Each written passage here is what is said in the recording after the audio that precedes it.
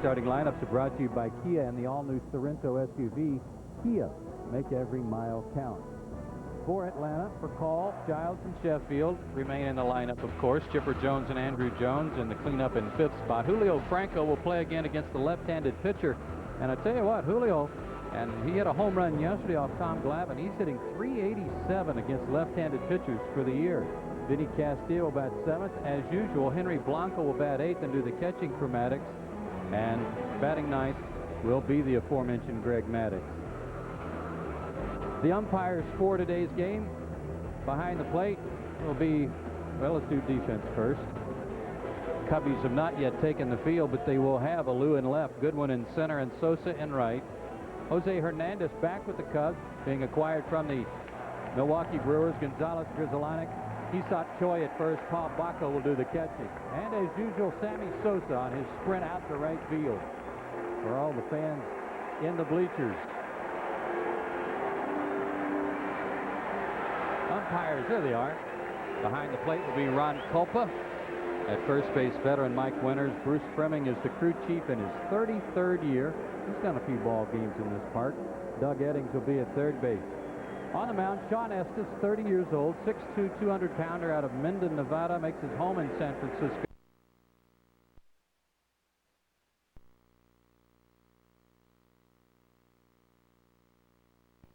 There, 75 wins in his big league career and 69 losses. 2-2 lifetime against Atlanta, but the last win he has against them was way back in May of 1997. One of the things that has plagued him lately, and you see his numbers, his last 5 starts, he's 1-4 over his last 8, and he has walked 22 batters in his last 26 innings. And when the wind's blowing out in this ballpark, Don Sutton, I don't have to tell you what happens when you put a lot of runners on base. And I can attest to that, Joe. Let me tell you what else he's done. He's allowed 82 base runners in his last 40 innings, so he's pitched from the stretch a lot. It is an absolutely perfect day to be a hitter here.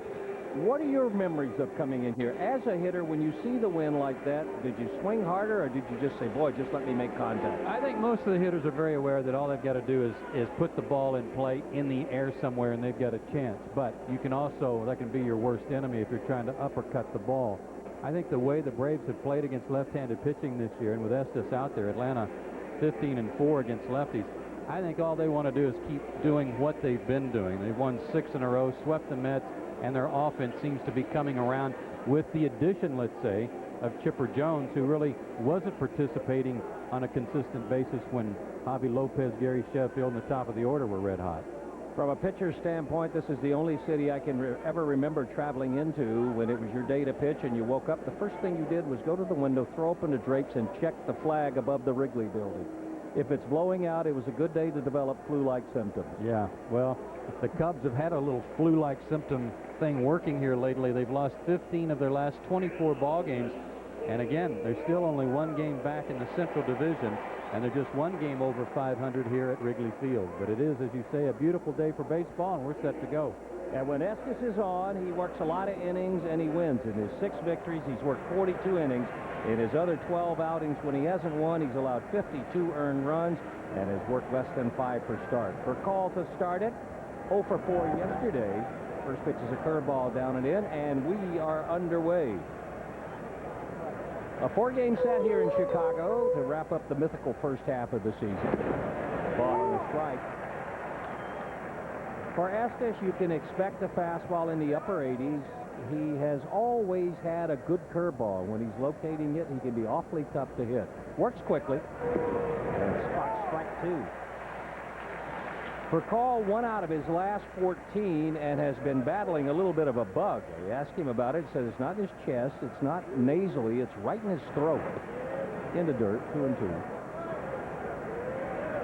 And perhaps that's one of the reasons you can point to the 1 for 14 against the New York Mets. You know, in his defense, I think he hit some balls hard right on the nose at people in that series, too, that don't show up. The 2-2 pitch to him. Hit in the air to left field. Back goes Alou. There's the first run. A leadoff home run. Welcome to Wrigley Field. Rafael Furcal, that's home run number 12, RBI 34. And the Braves strike first, 1-0.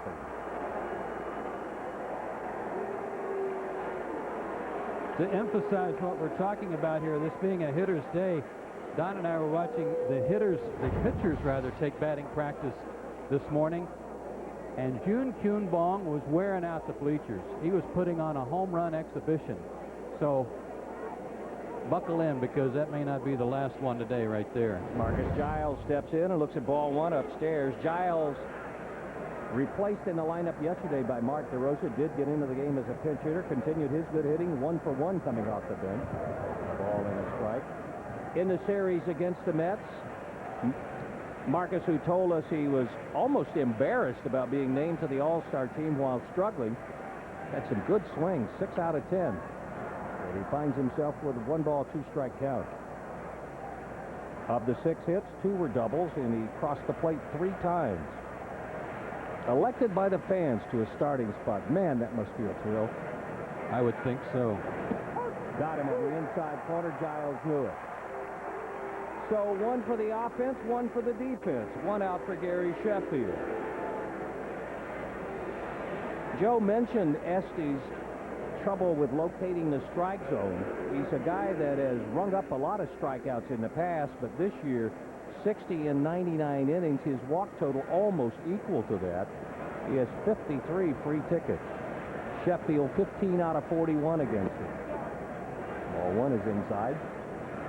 It's weird that these two teams haven't met until now here midway through the season, but it's even odder that the Cubs have 3 teams that they haven't faced prior to today. The Braves, the Diamondbacks, and the Dodgers. Those are 3 teams they haven't even played a game against yet. On the ground, right side, tricky hop. The Hee-Sop Choi will gather it in, and 2 quick outs after the home run by Furcal. And that will send Chipper Jones to the plate. Chipper 1 out of 5 yesterday, picked up an RBI, his 55th of the year. 3 hits in 12 at-bats against Mets pitching, but he continued to hammer them with the long ball. A pair of home runs with 5 RBIs in the 3-game series.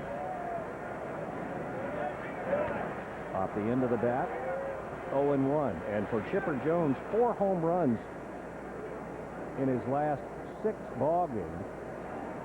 A dozen RBIs during that total, and 9 RBIs in his last 4. To third. Hernandez in time. There's out number 3, but the Atlanta Braves strike first. Furcal with a homer will give them a 1-0 lead, headed to the bottom of the first.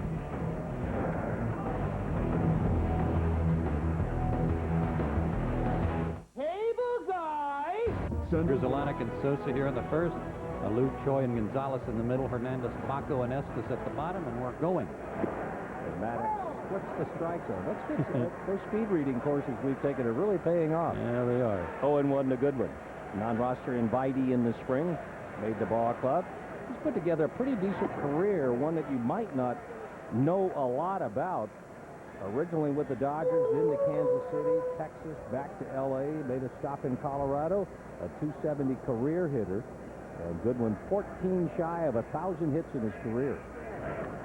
There's a line drive, but grabbed by Giles. It looked like for a second he was going to be 13 shy.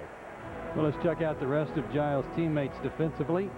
Chipper Jones in left, Andrew Jones in center, and Gary Sheffield is in right. The rest of the infield, Castilla and Furcal on the left side. Julio Franco joins Giles on the right side. Henry Blanco doing the catching for former Cub Greg Maddux, who is 6-8. He was 95 and 75 as a Chicago Cub before signing with the Braves as a free agent. 37 years old, 6 feet, 185. I walked in with him today, and he said, if you don't like coming to this park, you don't like baseball. Yeah, I'll agree to that. There's a lot in there, and he takes strike 1. This is I have always thought that the 2 best ballparks ever to watch baseball in are Fenway Park and Wrigley Field. I think you're right. They're not exactly the most pitcher-friendly, but to just go sit and be a part of what is nostalgia in baseball, I think it's Grizzolanek. It's right here. Grizzolanek hitting .450 in his last 4 ball games, and no surprise if you have followed Grizzolanek at all. He is a guy, much like Jose Vidro, that it seems that half his hits are doubles. Grizzolanek with 24 this year and hasn't been a full-time player. 1-2.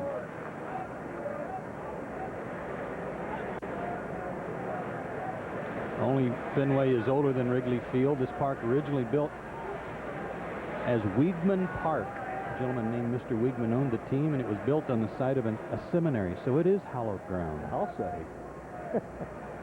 That's a bit of information I didn't know. The 1-2 to Griffalonic, a little outside. It's 2-2. It was originally built for a team that was called the Chicago Federals because they played in the Federal League. And then Mr. Wiegman bought a team in Cincinnati, brought them here, and renamed them the Cubs, which had been a team in the Old American Association.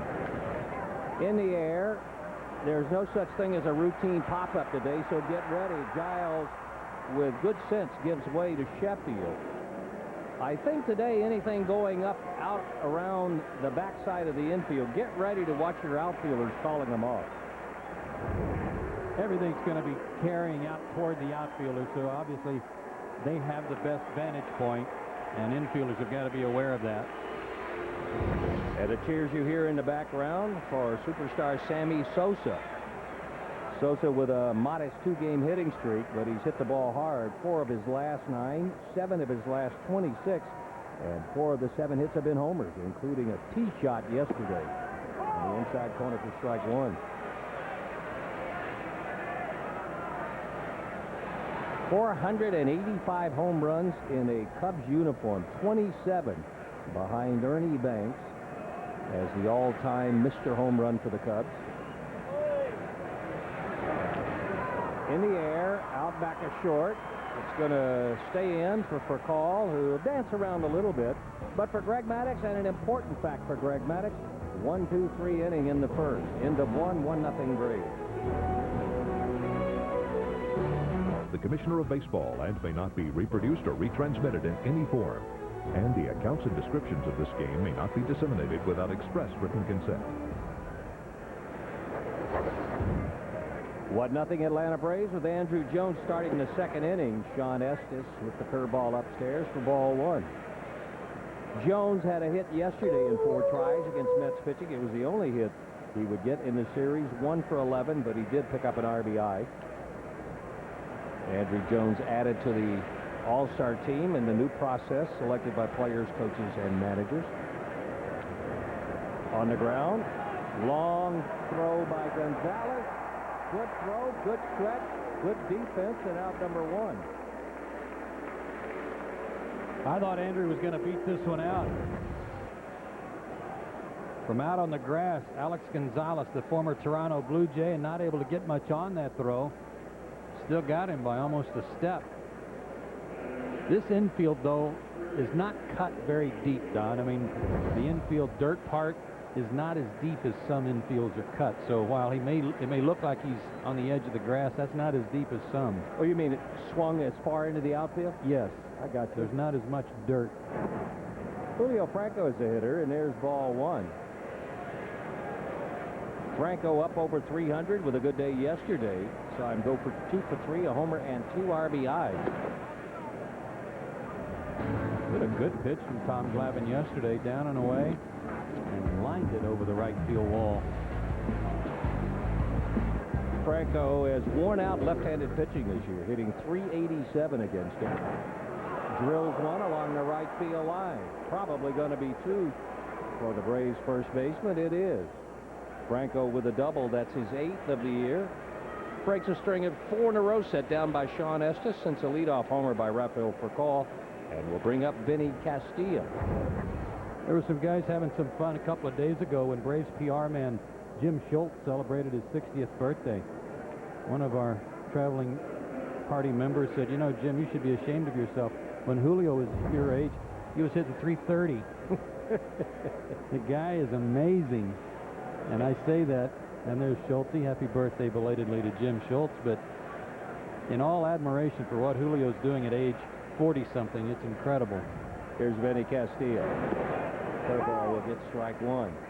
Castilla, just a hair under 250 for the year, but has done some damage to left-handed pitching. He's hitting .292 against it. And 2 of Vinny's 13 homers have come off left-handers. Infield plays him the pull. In the gap.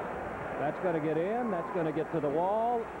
Castilla is going to have to hustle to make it into second, but he does. He's got a double, got an RBI, and the Atlanta Braves take a 2-0 lead. So back-to-back doubles for the Braves for Castilla, RBI number 39. That pitch was up. Estes made a mistake, and watch Vinny Castilla pick on that high curveball and just lace it. He had a good series, 3 for 9 with a homer in New York, so he's on the comeback trail too. And he's at second for Henry Blanco, who is looking for any break he can get at the plate. Henry gets the outside corner called against him for strike one. He's on the same rotation as a starting pitcher. When Maddux pitches, Blanco catches. It's cost him some in his batting average, and he's 0 for his last 21. And isn't that the way it goes? Every ball you hit hard is at somebody. Every close pitch goes against you, and he's standing there 0-2. A situation he has seen regularly in the last few weeks. And he's out of there on the changeup. Second strikeout for Estes, and he will face Greg Maddux. Fans, it's time for TBS in the booth, powered by AOL for broadband. And if you've got a question for us this afternoon, send us an email, and we'll select one to answer later in the game. And please send it to MLB on TBS at AOL.com and tell us your name and where you're from. Greg Maddux will try to help himself. Got off to a slow start with the bat, but swinging it a little bit better lately. He is up over 100, a 114 batting average, an RBI. 2 of his hits have been doubles. 1 ball, no strikes.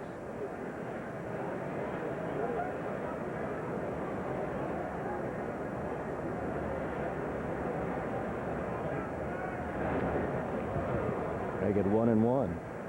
He and Chipper Jones had an interesting exchange today talking about their record. Maddux said, you know, we've got the best record in baseball. And Chipper wanted to know what it was. And he said, that's weird to have the best record in baseball and feel like you don't. Feel like you should be playing better. And that's, I think, a hallmark of this Atlanta team, and maybe something to look forward to in the second half, is that they all feel like they could be doing a little bit better than they are. Do you think for Chipper's, from his point of view, do you think it was him personally or overall? Do you think he was talking about delivering more RBIs? What do you think prompted that response? I think he was referring to the fact that they got off to a 4-8 start that was uglier than 4-8, and that they had that stretch a few weeks ago where they were, I think they lost 6 out of 8 or something like that, and they all felt like they had let down a little bit. Maddux is out of there, but a pair of doubles here in the second inning will send us to the bottom half of the second, with Atlanta holding a 2-0 lead.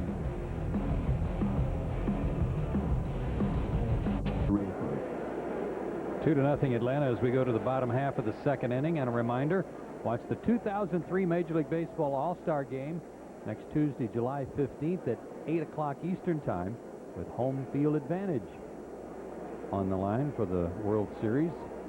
This time it counts. Bottom of the second inning, Maddux worked a perfect first, getting Goodwin, Grudzielanek, and Sosa. Now he will face Alou, Choi, and Gonzalez. And the reason that is such an important thing for Greg Maddux, because over 1/3 of the runs that Maddux has allowed this year have come in the first inning. He's allowed more than anybody else in baseball in the first inning, so a sigh of relief probably for him and the Braves as he got through it. Alou, 15 out of 56. They have had a lot of confrontation outside of third. Did Castilla get over to that as quickly as it looked, or was he camped on the line? I think he was playing close to the line. And he was. He's not exactly guarding it like he would be during the 8th or 9th inning of a close ball game, but he was close. Less than 2 steps away. 0-1 to Alou. Alou, a modest 2-game hitting streak, a couple of 1-for-4s.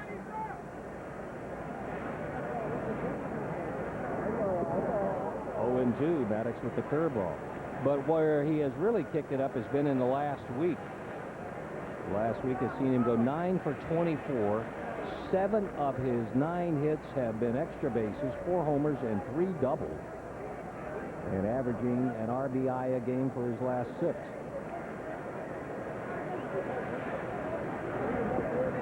Downstairs for ball 1. He has a very interesting batting style. His feet are kind of pigeon-toed in toward each other. That right foot is almost pointing straight back at the backstop. It's so exaggerated back there.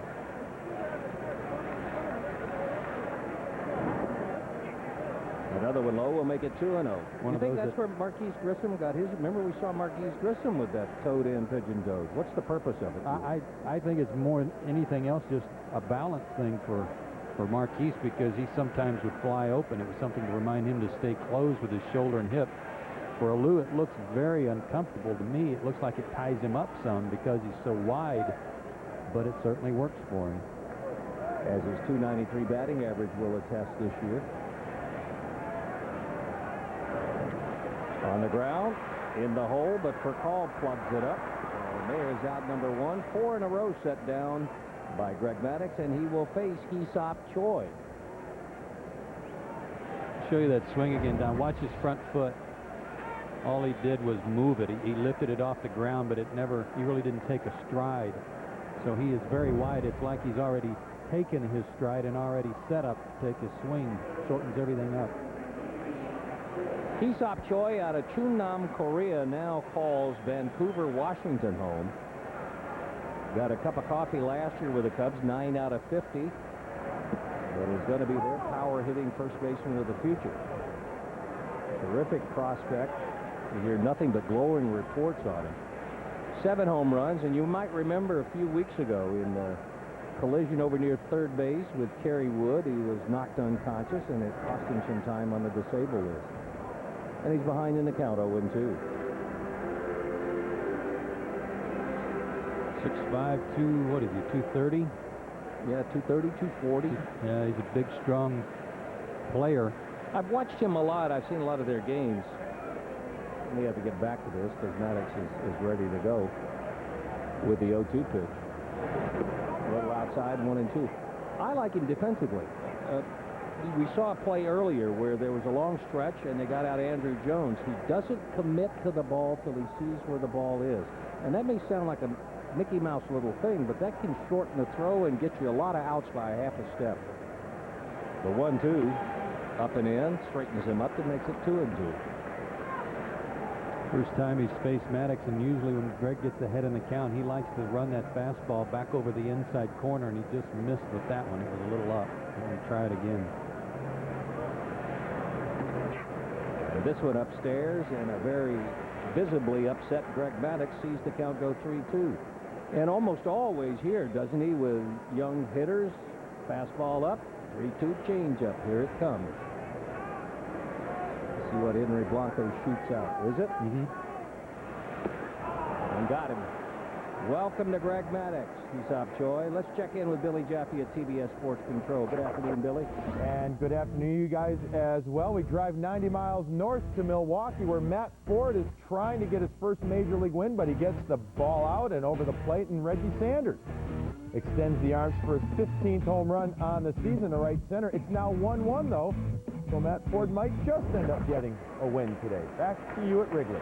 And back to Alex Gonzalez, a 245 hitter. He's faced Maddux before, 1 out of 8. Inside for ball 1. Started his career with the Toronto Blue Jays, and then was acquired in a trade. And I had to do a little bit of a double take, and we don't see the Cubs that often, and here we are seeing him in July for the first time, but it didn't register to me that he had put in an 8-year career in the big leagues. Oh, yeah, he picked up his 1,000th career hit just a few days ago. Well, he's been a very good offensive player. Perfect pitch, 1-2. Speaking of the Milwaukee Brewers, the last persons added to the All-Star game. Congratulations to Jeff Jenkins of the Brewers, being voted in by the fans as the 32nd player. A little outside, 2-2. Speaking of Milwaukee, what in the world was Randall Simon thinking yesterday with the Pirates when in the famous sausage race for the fans in Milwaukee, he hits one of them running by with a bat? I think that was an erroneous assumption. I don't think he was thinking. In the air to right field. That's going to be trouble. Sheffield will watch it sail. I think you had just gotten out of your mouth. He's been a good offensive ball player. Tack one more on. That's his 12th homer, his 34th RBI, and we've tied.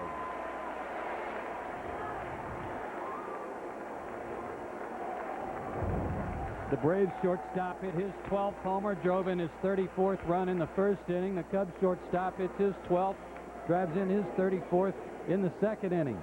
And he hit it out over what's called the well out there where the fence drops back. That is not a cheapie, and it was a bolt. And here's Jose Hernandez. 10 home runs for the year for Hernandez.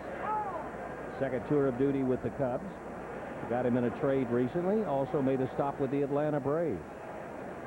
Hernandez with a home run yesterday off Carl Pavano. 0-2. You can see, too, that Maddux, there are a lot of numbers a lot higher at this time of year for Greg Maddux than they usually are for a whole season, including home runs. 17 allowed by Maddux. He's sometimes gone consecutive years and barely exceeded that with a 2-year total. In and out of the mitt of Henry Blanco, and it will stay 0-2. Hernandez played 69 ball games for the Colorado Rockies before coming back. Hit .237, had 8 homers there.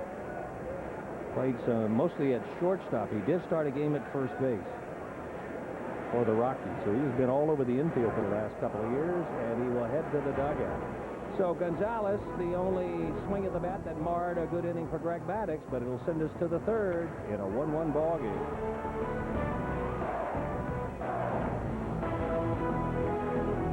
My dad taught me 2 simple rules about car care. To take care of you. Next week on TNT, when live coverage of the British Open Championship begins Thursday, July 17th at 7 a.m., I'll take Darren Clark. Aye, laddie, and it's Furcal to start it in the third inning. Furcal with his 12th home run leading off the ball game gave the Braves a 1-0 lead. They have come back and now lead it 2-1. Bunted, tough play for Hernandez. Good play by Hernandez. There's out number 1. Boy, was that a good play for a guy who has been a shortstop his whole career. Asked to come back to Chicago, but to play third base, and he makes this one like Vinny Castilla would make it, who's been making it his whole career. Nicely done. 1 out for Marcus Giles. Giles struck out looking his first time and gets a call strike on him. This infield here, the grass has always been rather dense.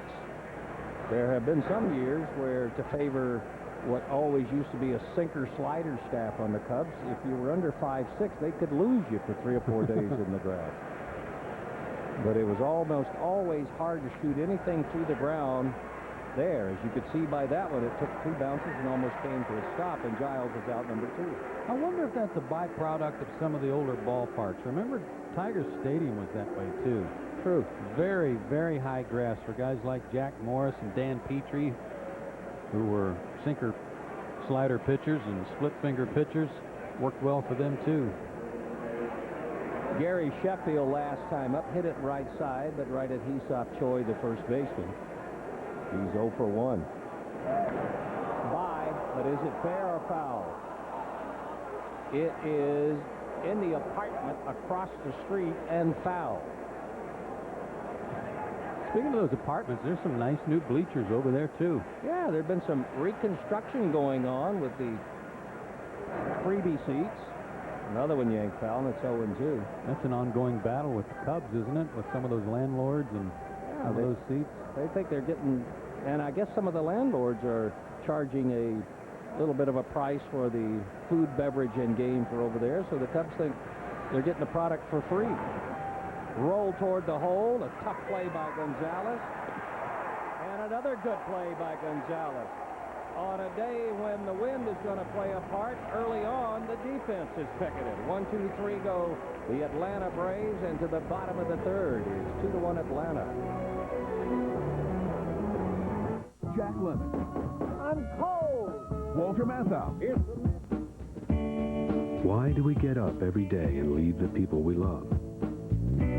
At the Principal Financial Group, we know you work for more than just a paycheck. For 120 years, the Principal has helped people keep more of the money they make and do more with the money they save. You work hard. We make work hard for you. The Principal Financial Group. We understand what you're working for. Bottom of the third, Paul Blanco to start it for the Cubs. A familiar face to Greg Maddux. For a while, Blanco was Maddux's personal catcher when Paul Blanco was here with the Atlanta Braves. A 198 hitter for the year.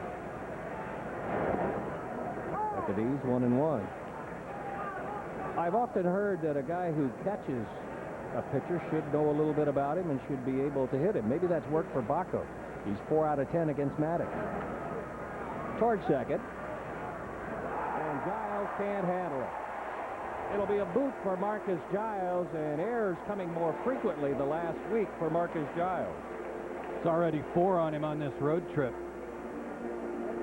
And that was somewhat of a nonchalant error. The ball came up out of his glove, and he kind of flipped it in the air, and then already looked to first base before he had it in his hand.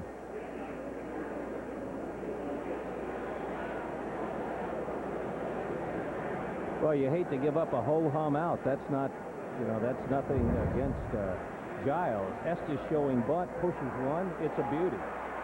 Maddux's only play will be the Giles covering, so Estes gets the sacrifice down. Possible tying run in scoring position, and we'll go back to the top of the batting order.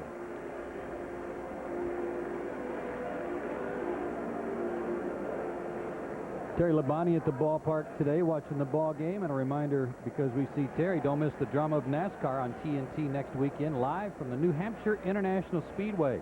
July 19th, it's Busch Series racing with the New England 200 at 1 o'clock Eastern. And then on the 20th of July, Winston Cup action returns to TNT with the New England 300 at 1:30 Eastern Time. For complete schedule information, log on to NASCAR.com. We also had Robbie Gordon here today throwing out the first pitch, and he threw a bullet. A perfect strike. Check this out. It's just like Greg Maddux. Ollie Maddux missed inside. Here's a look at Gordon. Bingo, right down the middle. He'd been practicing for that, throwing against the wall over in the garage. 1-0 to Gordon. First time up, he lined right at the second baseman, Marcus Giles.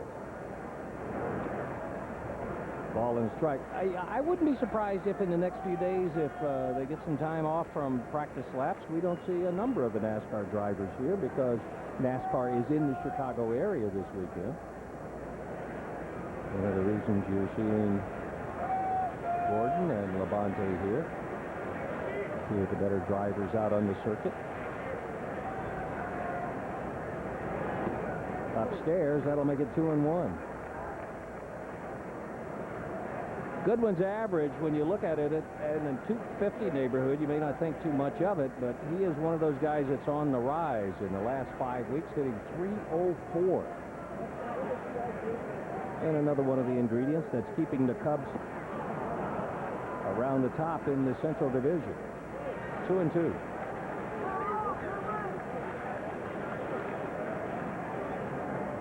Cubs beat Florida yesterday. Game started late because of rain, 5-1. They won the series.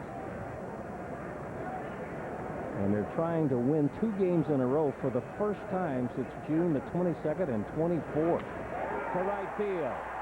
Sheffield with a long way to go. They're going to wave Blanco to the plate. The error hurts. An RBI for Goodwin. We're tied. It's 2 apiece.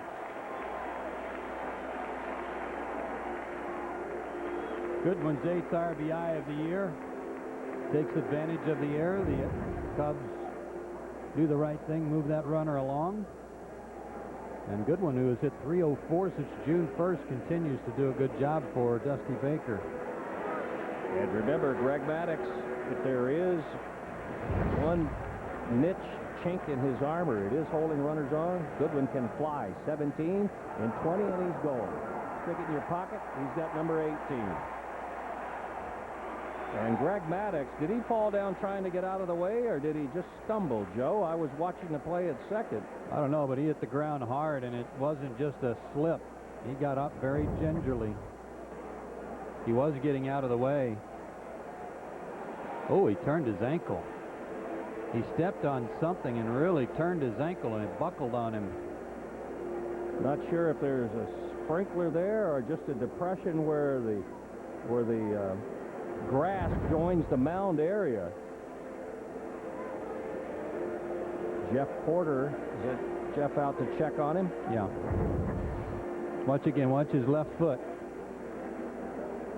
Rolled over on him, and he was tamping on the ground there somewhere, like there was a hole next to the mound that caused that, and he immediately tried to take weight off of it when he went to the grass.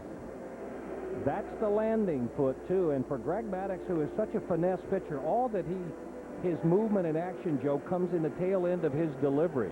Another look at the fall. So that means that when Greg does fingertip, touchy-feely pitching, pressure points. So one of the things that makes him able to do that is a consistent landing area, consistent touch and feel with that front foot. See if that affects it here. 18 stolen base, we said, for Goodman. He is out there.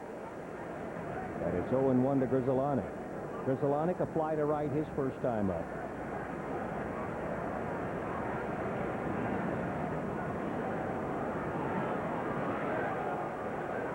There's a look at Tom Goodwin. I don't think it's right, Don. I think his ankles still bother him. You could tell by the way he was spinning around with that fake.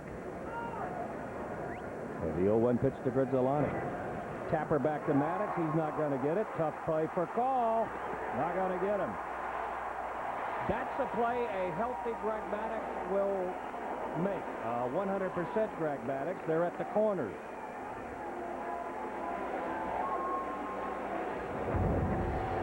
Well, Maddux has gotten some ground balls this inning. This one's hit where nobody can get it. One was hit right to Giles, and he didn't handle it. And now all of a sudden, not only is it a tie game, but Maddux has first and third and only one out. And Sammy Sosa coming to the plate. Goodwin at third. Grizzolanic at first. Sosa popped to short his first time up. 12 for 51 with 3 homers against his old teammate. Low for ball 1.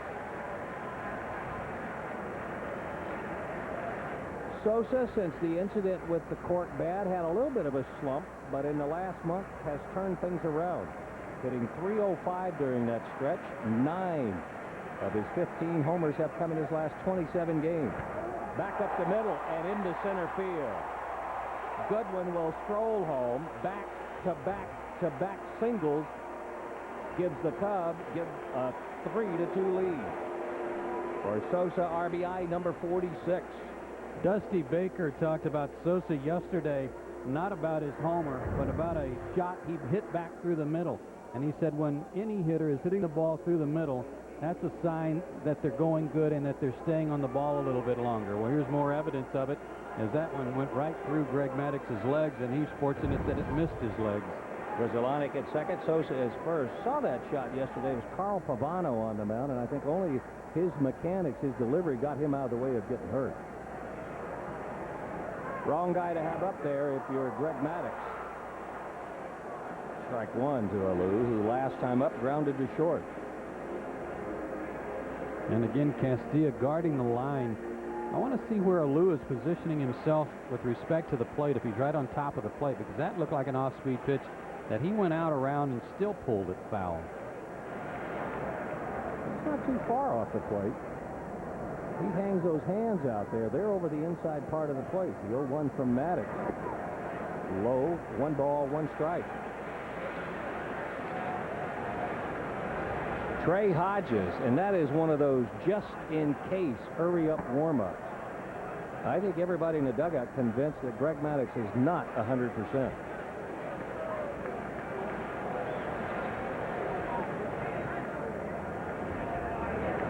An excuse-me roller headed towards second. Tough play for Giles, but he gets the out. Runners move up 90 feet, out number 2, and the Cubs will send up Hee-Sop Choi.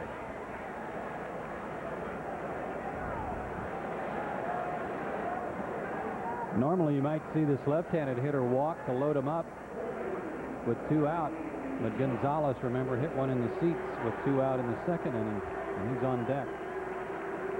Henry Blanco has already made 1 check into the Braves dugout, and it looks like they're going to take a shot at getting the young Korean out. Maddux struck him out on a 3-2 changeup the first time they faced each other. About as dead straightaway as you can get in the left-handed batter's box. At the knees, and there's strike 1.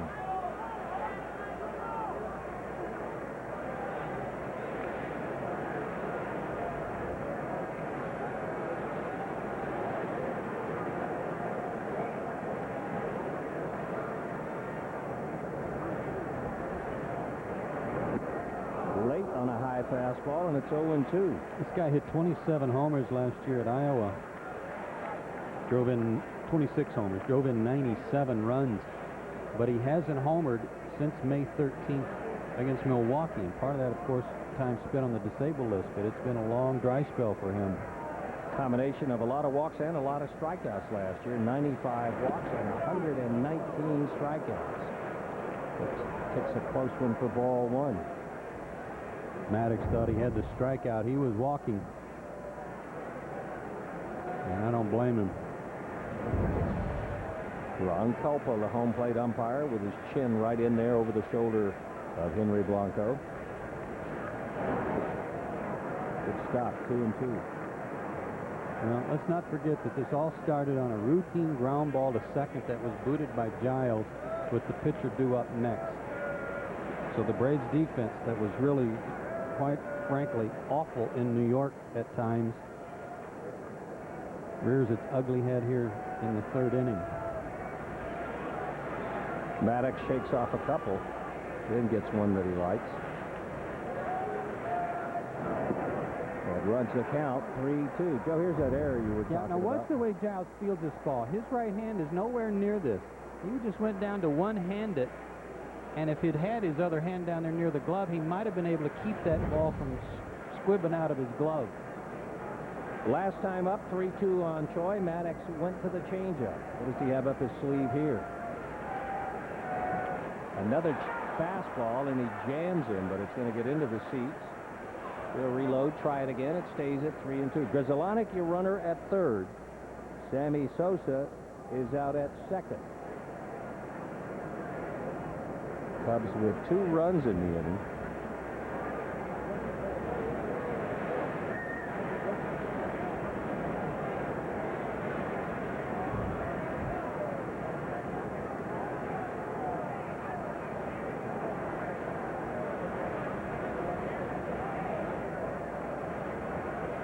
Number of signs being given with a runner at second.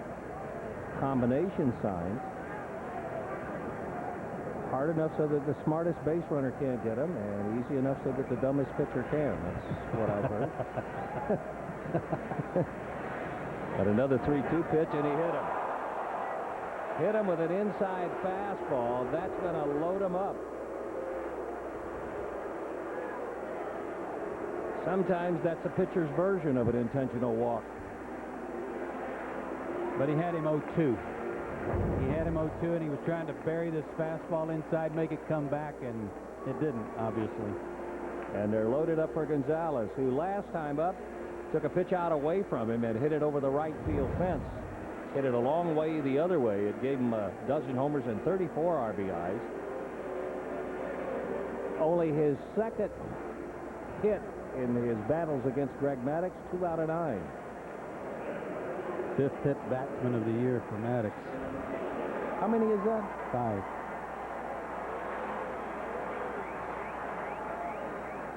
Not a real good average with the bases loaded. And strike one. Had a very good approach on the home run. Like a hanging slider, and he hit it the other way and hit it deep. But on that first pitch, this at bat with the bases loaded, he tried to pull it and pulled his head and shoulder and everything else off the ball.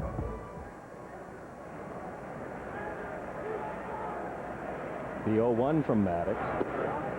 Good slider there, but just a bit outside. 1 ball, 1 strike.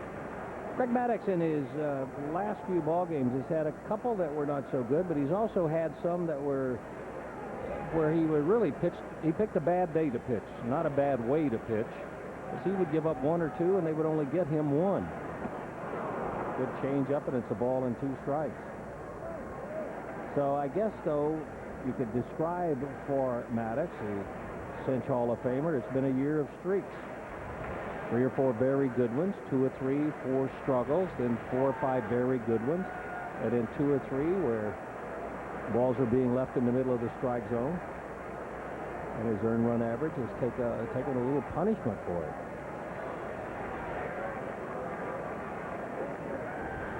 Two and 2 to Gonzalez, and he's out of there. So the error is going to haunt the Braves. The Cubs put a 2 spot on the board, and at the end of 3 have a 1-run lead.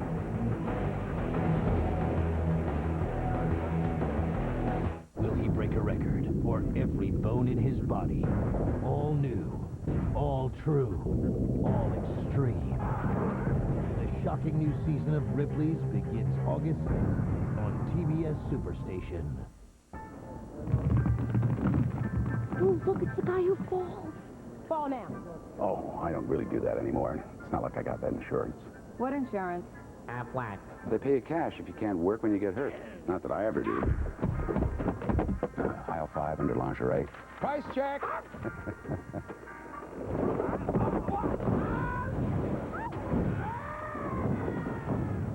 Aflac. Ask about it at work. Flat.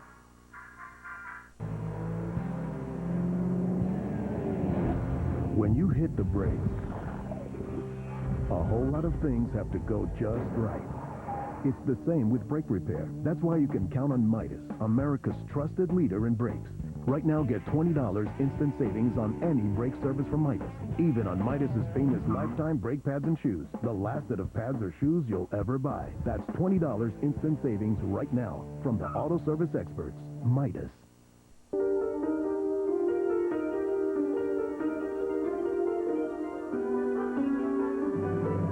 Designing an all-season tire to outperform performance tires wasn't rocket science. Then again, maybe it was. Pilot Sport AS. Our most advanced Z-rated tire ever. Michelin, because so much is riding on your tires. Chill out, cash in. Buy 4 Michelin tires and get a $50 rebate. See your Michelin dealer. Offer ends July 31st. Why do we work? Why do we get up every day and leave the people we love? At the Principal Financial Group, we know you work for more than just a paycheck. For 120 years, the Principal has helped people keep more of the money they make and do more with the money they save. You work hard. We make work hard for you. The Principal Financial Group. We understand what you're working for. Fourth inning coming up, 3-2 the score. Joe Simpson that leads you through the next 3.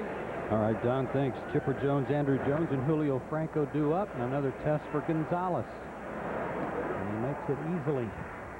Let's drop in our Aflac trivia question here. It involves the Chicago Cubs, and the question is, who was the youngest Cubs player to be selected for an All-Star game? Brian, is that a trick question? Is he in the house today? Aha. Okay. You think about it. We'll give you the answer in the bottom half of the inning. Andrew Jones also grounded to short his first time up. Just 1 for 12 on the road trip.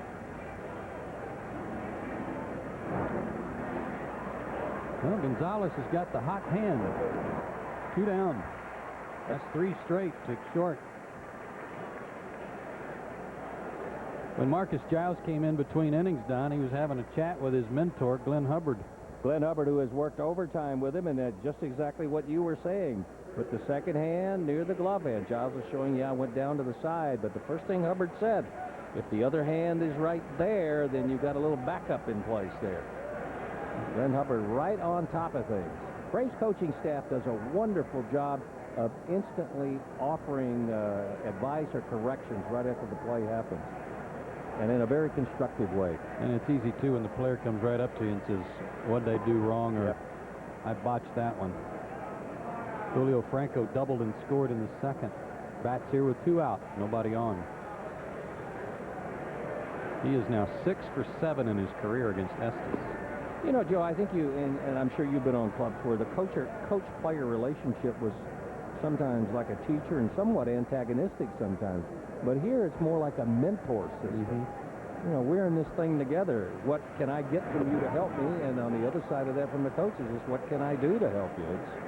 It's a good way to do the job. Well, I don't think they let a whole lot of things slide either. You know, they don't let things build up where you've got a lot of work to do to fix something. They get on it quickly. 3-1 to Franco. Estes pitching with the lead for the first time today.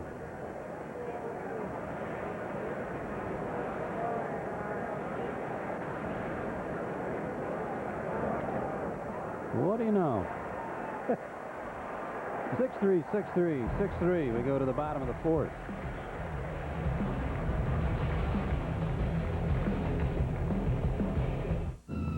dance for the first time on the Superstation. 2 Cubs to go to the bottom of the 4th. Greg Maddux back out there after getting his ankle taped. Delivers to Jose Hernandez inside. He fanned Hernandez his first time up. Hernandez, Blanco, and Estes.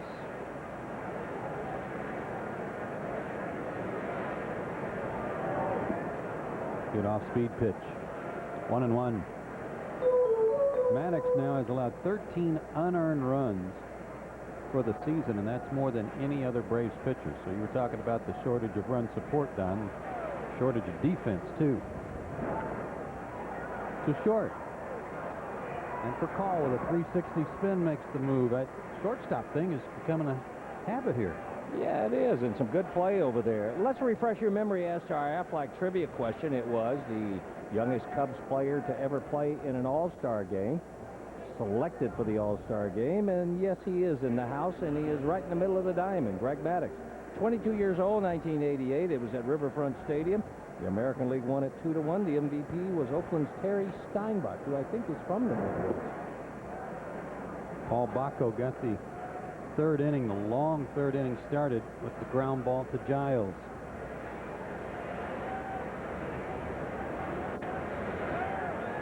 One for his last 9.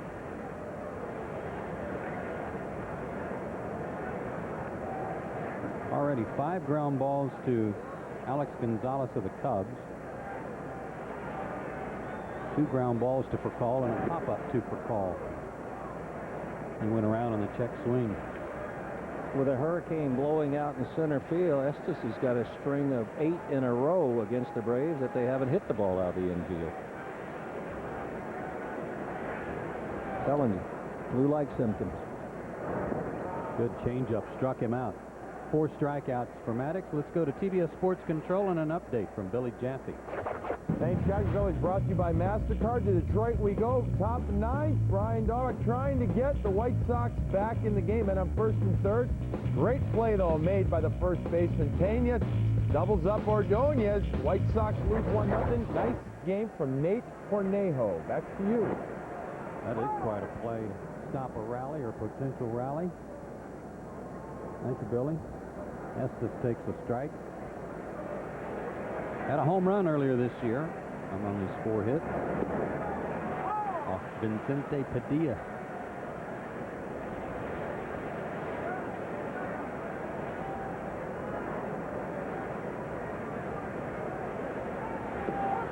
Well, Maddux had to throw a few extra pitches in the 3rd inning. He tried to make up for it here in the 4th, and he did.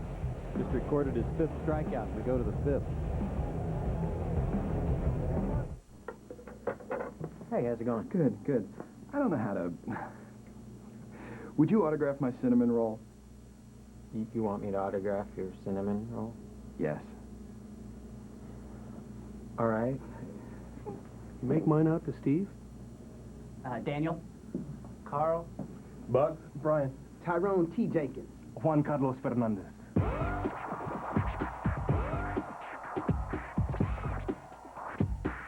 Let's say this is your car. Nice hardtop.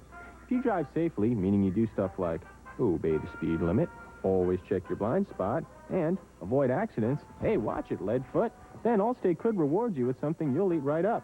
Some green. Up to 20% off your insurance bill. It's the Allstate Safe Driver Discount. Call today and find out how you're in good hands with Allstate. Hey, this is for the safe driver. Here you go. My dad taught me 2 simple rules about car care. To take care of the engine, change the oil. To take care of the fuel system, add STP. When your dad is Richard Petty, you tend to listen.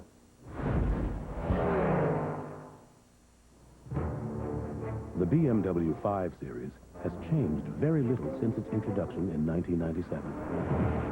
And with good reason. Because over the last 7 years, it's won more awards and accolades than any other car in its class. Begging the question, what could possibly be changed to improve it? The least price. BMW, the ultimate driving machine. Centrum Performance unleashes the energy inside you. Unlike ordinary multivitamins, Centrum Performance is charged with higher levels of energy-essential nutrients to help re-energize your body every day. Centrum Performance. It's your energy. Unleash it. Major League Baseball on TBS, brought to you by Holiday Inn Express. Stay smart. And Allstate. You're in good hands with Allstate.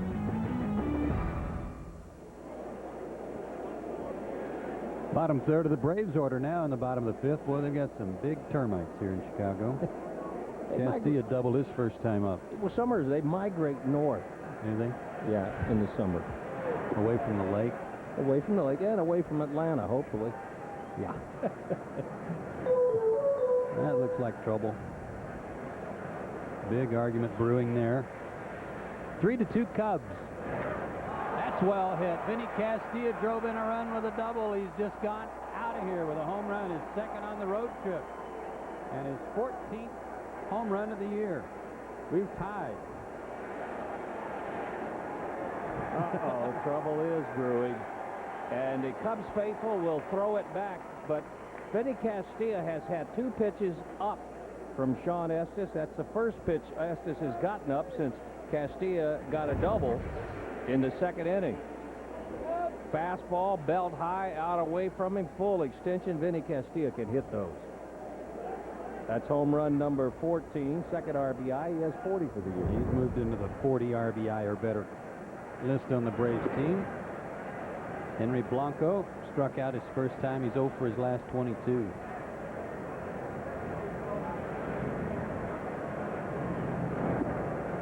And Baco will go out and talk to his pitcher to settle him down. The Cubs average about 35,517 every home date here at Wrigley Field, and the capacity is just over 39,000. So this ballpark is all but full every day. We mentioned Fenway Park earlier, the 2 ballparks that are always at the top of the list in percentage of fill seats every year. Short meeting for Baco, and Estes misses again, 3-0.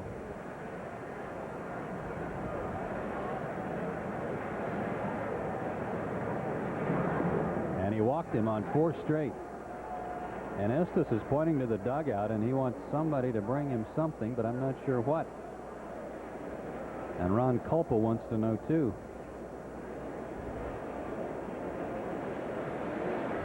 I don't know. I wonder if he's developing a blister.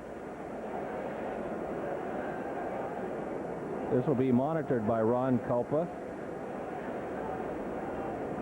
Larry Rothschild is out there. He's the pitching coach. Are they doing some work on the glove, or are they doing some work on the hand? Like fingernail clippers around the thumb, his left thumb. Dave Tumbas, the trainer out there to get things done. Oh, that's where the ball sets. See how he tucks his thumb under? Mm-hmm. He's one of those guys, there's no really one way to hold your thumb. Some guys take it all the way under with it straight. Some have it a little bit on the side. But he tucks his under, and the ball rests on the thumb, on the fleshy part right against where the nail connects. So he could be picking up a blister there. Maddux is going to bunt, and he puts it down, but hard. Estes is going to go to second, and they get the catcher running. So Maddux, one of the best bunters on the team, fails in that attempt. It'll be a fielder's choice. He'll be at first base now as the runner. Good heads-up play by Baco to instruct Estes to go to second base. That is such an overlooked factor in those plays when they're made, and I'm glad you brought it up, because he has to let that pitcher, you got to be committed to make that play to second right away. And once that ball is down, that catcher's got to be screaming second, second, second, so there is no hesitation. And Baco immediately had him headed towards second. Rafael Furcal takes a strike. He homered in the first, tried to put down a bunt for a hit in the third inning, but Hernandez threw him out on a good play.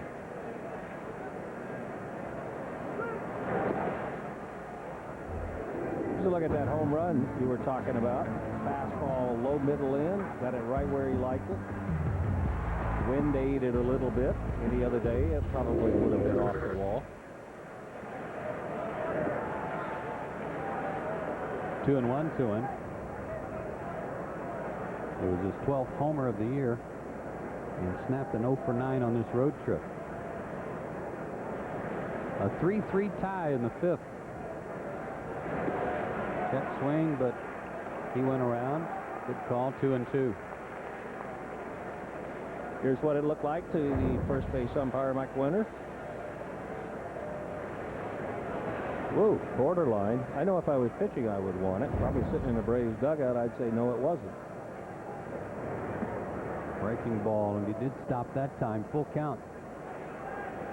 Maddux at first, and he's a good base runner. All according to your vested interest, isn't it? Yeah. It's always that way. It's always whatever point of view you have, you know. Wherever it best serves you, you know. Not running. Struck him out. Got him with a curveball. Furcal was already going to first. Bobby Cox has his hat off. He didn't like that curveball call. Bobby probably didn't like it because it looked high. And where it crossed the plate, he might have had an argument. Check it from the side. Where it crosses the plate, right around the letters, it was borderline. But the fact that it was descending might have got him the call.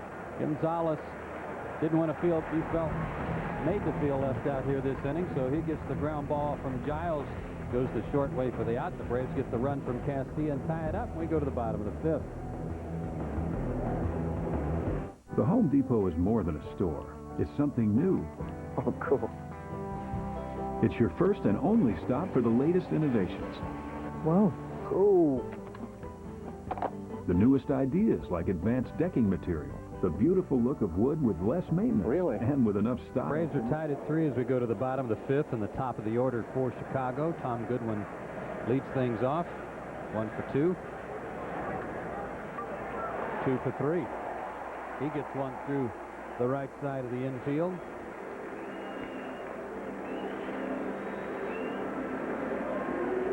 Single and stole a base, Joe, in the 3rd inning and likes to run early in the count. He had a huge jump against Maddux in the 3rd inning. Grizzolonic had an infield hit in the 3rd, extending his hitting streak to 6 games. He's 1 for 2.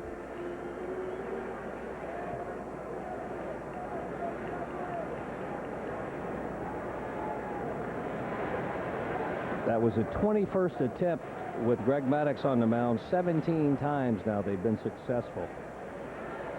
Really hamstrings Blanco, who has a good arm.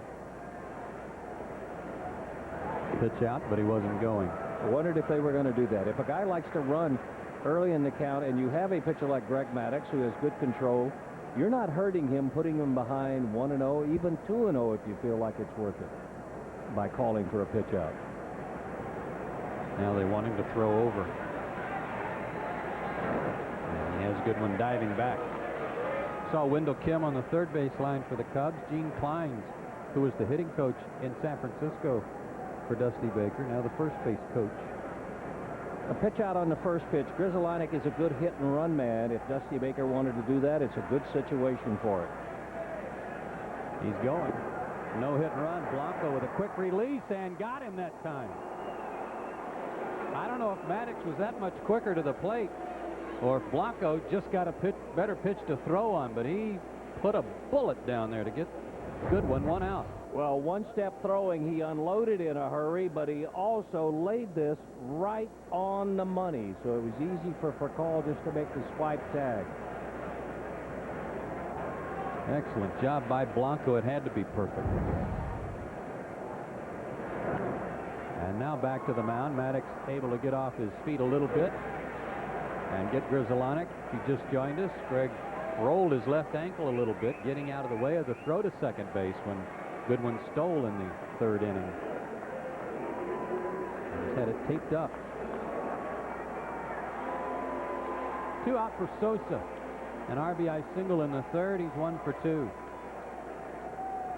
Hit about a knee-high fastball on the outer part of the plate, back up the middle yesterday, and then a low middle in that he put in the street. A lot of people think he's just returning to form from that beating he took early in the year, too, Don. I've read that a number of places. They think that he was a little bit tentative following that for as much as 3 or 4 weeks. jammed him. I don't know if it'll stay in play or not. It will, and now the wind gets it, pushes it back into fair territory, and Furcal stays with it to record the out. No runs a hit, nobody left. We played 5 innings, still tied at 3. Up to date with your favorite teams and players. So pick up your copy of USA Today every day. 3-3 heading to the 6th inning. A good time for us to check out our overall protected game summary. The home runs have played a part, but the home runs have been all of the solo shot, a couple for the Braves, and defense has really been the order of the day as we head to the 6th, tied at 3, and Gary Sheffield will lead it off. And he takes ball 1. He is 0 for 2, a couple of ground outs. Now, watching those promos between innings, some great movies coming up on TBS. Superstation has that Thomas Crown affair on tonight. That's terrific. Both versions of that were terrific movies. Backdraft with Matt Franco's uncle, Kurt Russell, starring, is a good one. Sheffield 6 for 12 on the road trip, but has not homered since June 27th against Tampa Bay. And has never hit one off Sean Estes in almost 45 at-bats now. And he's hitting pretty hard, but no long ones. And he walked him. Second walk issued by Estes, and a good start to the Braves half of the 6th inning. See, both these guys, to this point, Joe, have been pitching the kind of ball games you can pitch in this ballpark when the wind is blowing out. Sure, you give up a couple of hits, you give up a couple of solo homers, but where you end up getting banged around is where you give up a couple of walks, then you give up a couple of those homers. And all of a sudden they're scoring in clusters instead of bunches of ones. Chipper Jones has grounded out twice. Takes a strike on the inside corner. I think everybody in the lineup has kept Gonzalez busy at one time or another.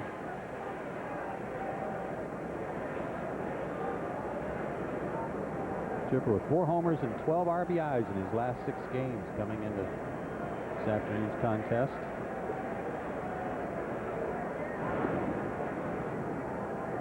Julio Franco had a good quote in the paper the other day. He said, you know, everybody that's on the Braves team that made the All-Star team is looking forward to the game, and everybody that's not going to the All-Star game is looking forward to their vacation. Perfectly put. We've had a shift back. We've had a shift in the wind here in the last half inning. For most of the ball game, it was blowing straight out to center, but now it's swung around and blowing toward the right field corner. Going to be favoring a left-handed hitter. Could tell that on that pop-up that Sosa just hit that pushed it. Really was out over the stands and came back to Furcal in fair territory. 2-1. Estes was a former first-round draft pick by the Mariners back in 1991. Turned down a scholarship to Stanford.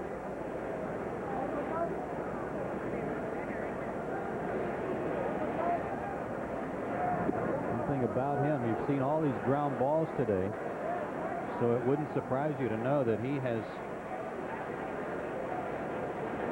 induced more double plays than any other pitcher in the major leagues. 23 of them.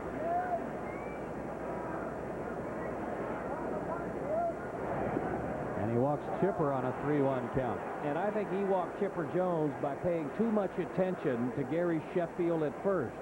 Threw over there, gave him a slide step, then the whole time that he was within his motion, he was watching Sheffield at first instead of picking up the plate. A little bit of maybe misdirected concentration. Larry Rothschild, pitching coach for the Cubs, out to talk to Sean Estes. They've got a couple of guys here that are really good with pitchers. One of them's a bench coach. Yeah, and that's Dick Poles, the other guy. And you want to talk to Greg Maddux about pitching coaches and a guy that helped get him straightened out and squared away as a young kid. Talk to him about Dick Poles. And Larry Rothschild, who had a tour of duty in the Braves organization, being a teacher at the minor league level.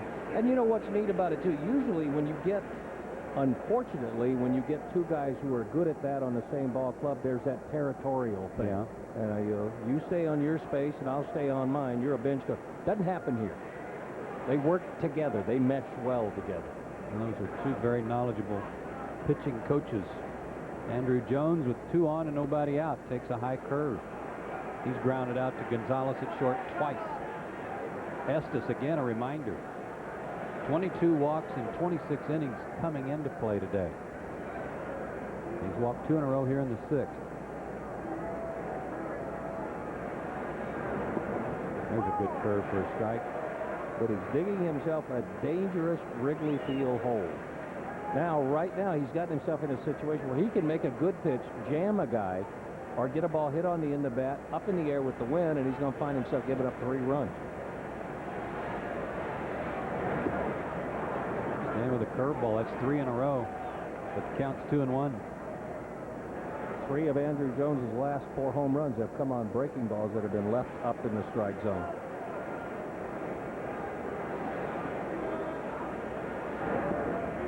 Four in a row. And it's 3-1. Need some ice to cool me off. Put some of that on the back of my neck, please. Batten down the hatches across the street if he gets something on the inner half. To right, where the wind is galing, and almost into the street. That was just a fly ball that was going to, maybe be down there by the Braves bullpen mound. But the wind caught it. 3-2. See if Bobby Cox rolls the dice here and sends his runners. And let's see if the throw goes to second or to third. Not going. Struck him out. Another breaking ball. 5 strikeouts for Estes. He had his mind made up he was going to get Andrew Jones out on curveballs, or he was going to walk him on curveballs. This was the best of the sequence. Perfect pitch. Big, hard, biting curveball that he started out about belt high in the middle. Broke it down under the swing of Andrew Jones. That is a good 2-strike pitch against any hitter. And now Julio Franco, the batter, who has doubled in 2 trips.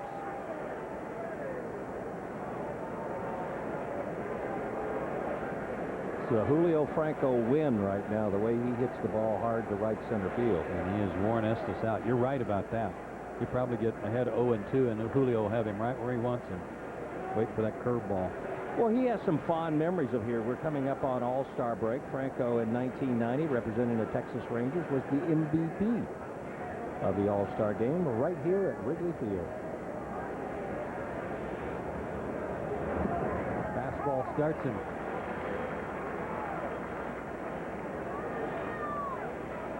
A 3-3 tie.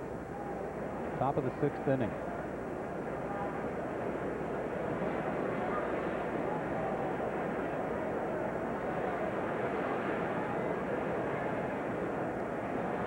Sheffield's going. Chipper is not. The throw to third was almost into left field.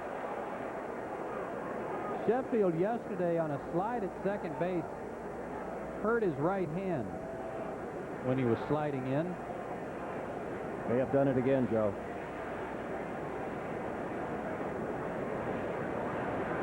And he's favoring it again. You're right. Almost like Estes completely ignored him. The throw, if it's down, might have been close, but as he went into the bag, broke his fall going into the bag. Watch the right hand hit the ground as he pops back up. A lot of base runners do that. He gets his 12th stolen base, but it was a painful one. Chipper is still at first, so they're on the corners. Still a double play in order. Estes misses with a curve, and it's 2-1. You know, usually Chipper Jones, you see him when he's the trailing runner. When he takes his lead, he's always watching the runner in front of him. He's not really watching the pitcher. I'm really surprised he got caught there.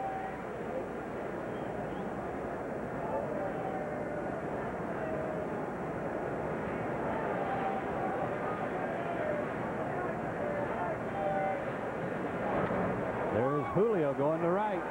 Base hit. Sosa will cut it off before it gets to the corner. Chipper Jones to third. He'll stop there.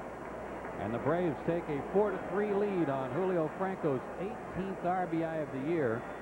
And Franco now 7 for 9 in his career against Sean Estes. Probably would have scored anyway, but the stolen base made it very easy. Pitch up and away from Julio Franco.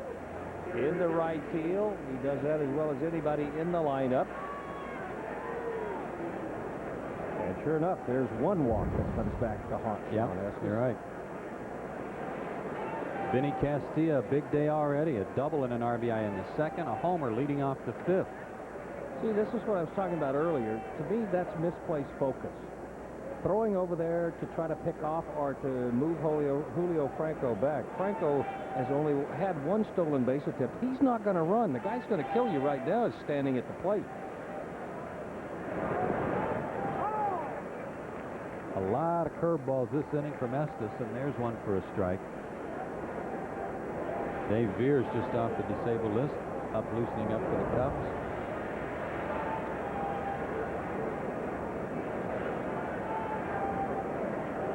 Badly with a fastball, 1-1. I think if I'm Castilla here, Don, and if I'm thinking about just getting that runner in from third, I'm thinking about something middle of the plate away, because everything to right-handers this inning has been there. And anything not hit right at an infielder is going to get what you want. Get that runner home from third. That's what you got to do now.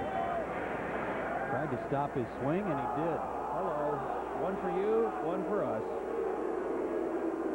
That got Dusty Baker moving around in the Cubs dugout. That further than the one that was questionable earlier. I agree. A lot of difference in a 2-1 count and a 1-2 count. See, that makes no sense. Something else too, when he comes out of his stretch down, he's looking at Julio when he kicks his leg up. He doesn't pick his target up till very late. Till he's already 2/3 of the way through the mechanics of the delivery. Back through the middle. Can Gonzalez come up with another one? No. Julio Franco is going to take third, and the Braves take a 2-run lead. And Vinny Castilla with his third RBI of the day. He's 3 for 3. And that will take care of the walks. Both of them have scored. And there's what you were talking about with Castillo. He did look for something out away from him, and he didn't try to pull it. Right back up the middle. A little luck involved anytime you can sneak one through the middle, but a good approach to hitting that ball out away from him. And some good, not to be overlooked in that, some good base running by Julio Franco to get himself all the way around to third. Well, if you've been watching the grass and watching it eat up ground balls, you know it's probably going to die in the outfield too. Dusty Baker on his way to the mound. And that's going to be the end of the day for Sean Estes. Came into the inning with a 3-3 tie. He will exit trailing 5-3, and more runners on base with one out. We'll be back to tell you about Dave Veers right after this.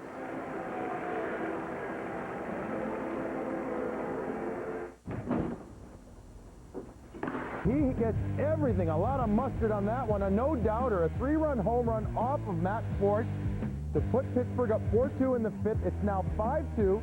Top of the sixth. Ford leads the game. Still looking for his first major league win. And guys, now 11 RBIs in the last 6 games for Ramirez. So he is heating up. Back to you at Wrigley. I would say so. The new pitcher for the Cubs is Dave Veers, who has spent the last 3 years with the St. Louis Cardinals, signed with the Cubs as a free agent, but he has spent the last 2 months on the disabled list. Went on the DL April 15th, tax day. That's everybody's on the DL that day. Everybody was, yeah. It was a taxing day all the way around. With a sore shoulder. Came off the list on July 4th, and he's worked every day since. Yeah, they didn't... They were convinced that he was well when he came back, so he got tested. He worked the 4th, he worked the 5th, he worked the 6th. He inherits runners at first and third, and one out. And Henry Blanco, if you want to break out of an 0 for 22, this would be a good spot. Sean Estes pondering his day so far in the dugout. Blanco has struck out and walked. Takes one up and in, ball 1. And one of the things you tell yourself on a day like this, Joe, if you have a day like Estes is I had too good a stuff to be looking at a score that I'm looking at, and he would be right. He had a good curveball, he had a good change, he had a good fastball. Just got himself in a jam, getting behind in the count. And Blanco sends a drive to center. Goodwin backing up, still backing up, and backpedals into a snow cone catch. Blanco will tag and score, but Tom Goodwin, very, very fortunate that that ball didn't sail over his head thanks to the wind. Give Blanco a sacrifice fly, his 7th RBI of the year, and the Braves lead it 6-3.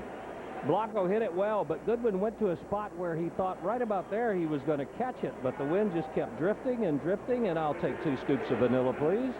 And he had to get that ball back in a hurry. Castilla had gone all the way down to the bag, but Castilla was thinking about going back and maybe trying to tag and go to second. Greg Maddux pops one up.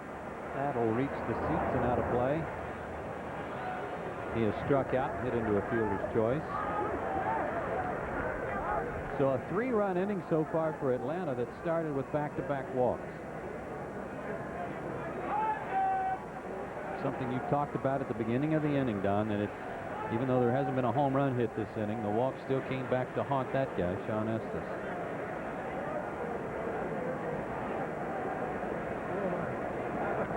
And Maddux roped one to center. He just reached out and one-handed that one. Base hit. Runners at first and second for Furcal. Greg's 5th hit of the year. Check out this swing. That ball was off the plate. He just looked like a guy. He looked like a pitcher given the hit and run sign and very pleased with it, and said, watch this, Skip, I'm going to show you I can do it, so you'll ask me to do it again. That was an incredible line shot. Furcal 1 for 3. He homered leading off the ball game. He has bunted into an out and struck out since then. There's the ball for a strike.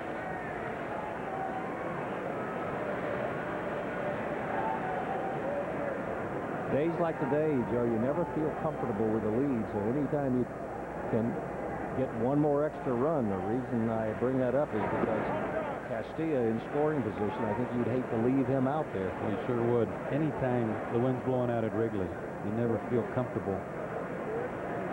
The more runs, the better.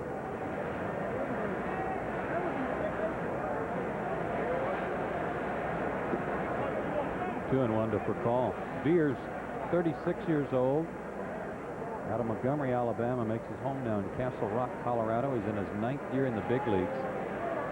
It's like a lot of guys who spent time with the Rockies and decided they loved that part of the world and relocated out there. His last year with Colorado, he had 31 saves back in '99. 2-2 to Furcal. Was the closer for the Cardinals, was Beers, for a couple of years until they signed Jason Isringhausen. Last year he was mostly a setup guy, 5 and 8, and had 4 saves. Check swing. He didn't go. Full count. Runners will be moving on the payoff pitch. Greg Maddux's 21st start of the year, Joe, and it's only the 5th time they've gotten him 6 runs or more. Wow. So it's been a lean year offensively for him. Pulled foul like a shot into the crowd. Heads up.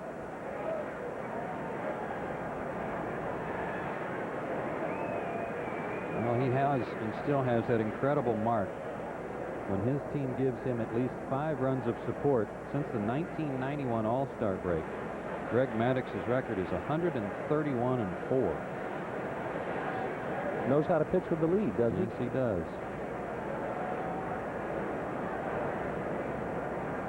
Runners go. Struck him out. Furcal down on strikes for the 2nd time, and Beers leaves a couple of runners out there, but the Braves put a 3 spot on the board, and we go to the bottom of the 6th. 6-3 Atlanta.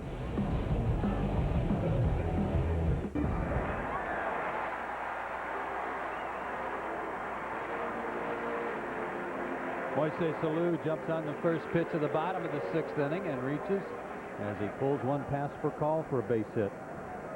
We have ourselves a 6-3 ball game here, Joe, as Alou starts things with that base hit. The inning goes along. We will show the fans some of the scores, other places, some games already going on. And as you watch those scores, I want to invite you to also consider checking out SI.com. It's your source for scores and all the breaking sports news. He stopped Choi, the batter.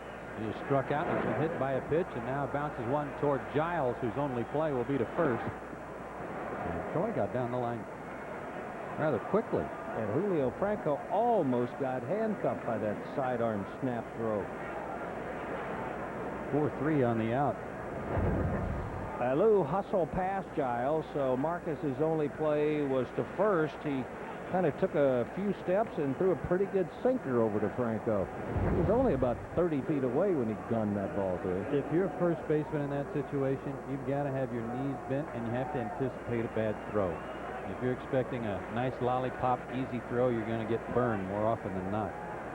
Alex Gonzalez has a home run and a strikeout today. So if you're going to be surprised by a throw, be surprised by a good one? Yes. Gonzalez takes a strike. Homered in the second with 2 out, nobody on, and then struck out with the bases loaded in the third. That's going to carry a long way, but foul. Double barrel activity in the Braves bullpen. Grabowski and King throwing behind Greg Maddux. The Braves have been pretty fortunate, Don, in a lot of series this year of missing key people when they go in to play a team, and Corey Patterson is the subject for the Cubs. He'll be out the rest of the year with a knee injury. And those are not your average run-of-the-mill fill-in guys. Those are some run producers. And, you know, I'm some run producers and guys who are vital in the middle of those lineups that you're talking about. Guerrero only played in one of the first 3 games of the season against Atlanta. Did not play at all in the recent 4-game series in Atlanta. Mike Piazza hasn't played against the Braves all year. And there were key players on the Arizona Diamondbacks who were there. I know some of their big injuries came after the Braves saw them, but they had some guys out of the middle of the lineup, so it's a big list. That's good timing on Atlanta's part.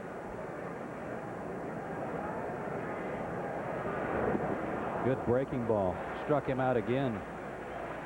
Runner still at second for Hernandez. This series, I guess if you want to look at it this way, the fortunate part for Atlanta is that they don't have to face Kerry Wood. The fortunate part for the Chicago Cubs is they don't have to face Russ Ortiz. So that's a pretty even swap there. Maddux has his 6th strikeout of the day. Jose Hernandez is one of them. He's also grounded out.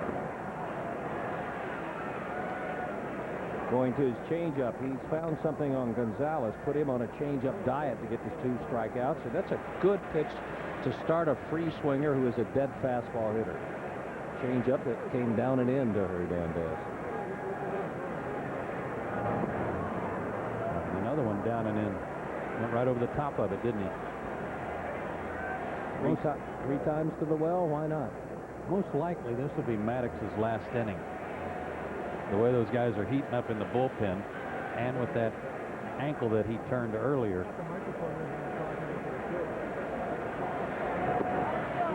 Just missed. 1 and 2.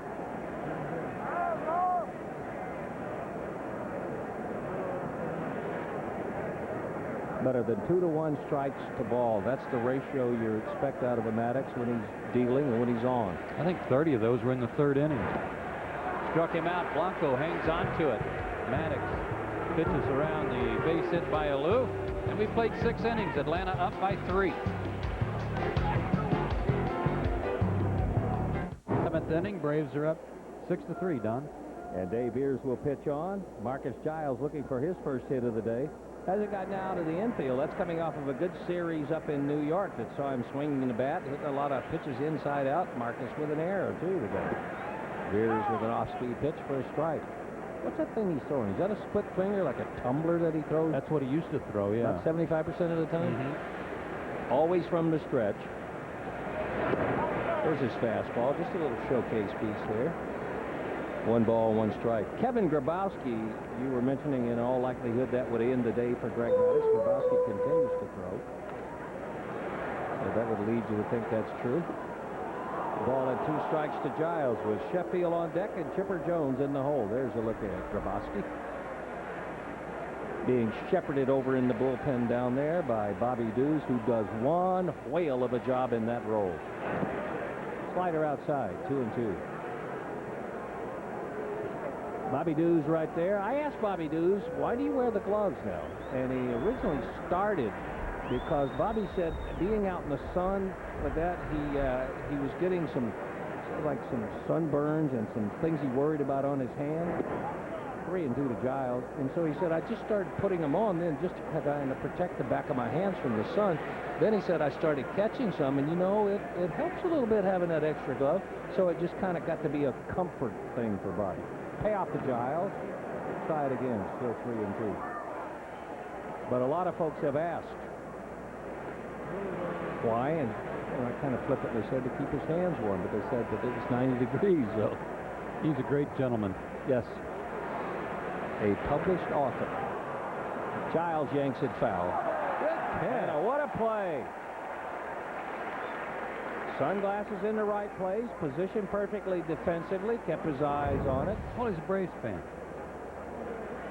He's got his hat on backwards, of course. That's 1 point off, but what a play. Sun was back behind him. He's keeping the sun out of his hair. Oh. Another 3-2 pitch ready for Giles. See his son pushing him. That was pretty funny. Dad's showing everybody the ball, and the son's behind him, shoving him. Still 3 balls at 2 strikes. Somebody probably, my heart's beating too. Yeah, the liner, sinking liner. 3 times he's gone 3-2 to Giles. He'll try it a 4th time, and he will end up walking it. So Giles is going to make it down to first for Veers, the first walk he's given up. The undoing of Sean Estes, a couple of leadoff walks to start the 6th inning. Sheffield and Chipper Jones, they would score 2 of the 3 runs. And here is Gary Sheffield. 0 for 2 officially, has walked and scored. And give him another stolen base, too. Now Sheffield with 12 of those.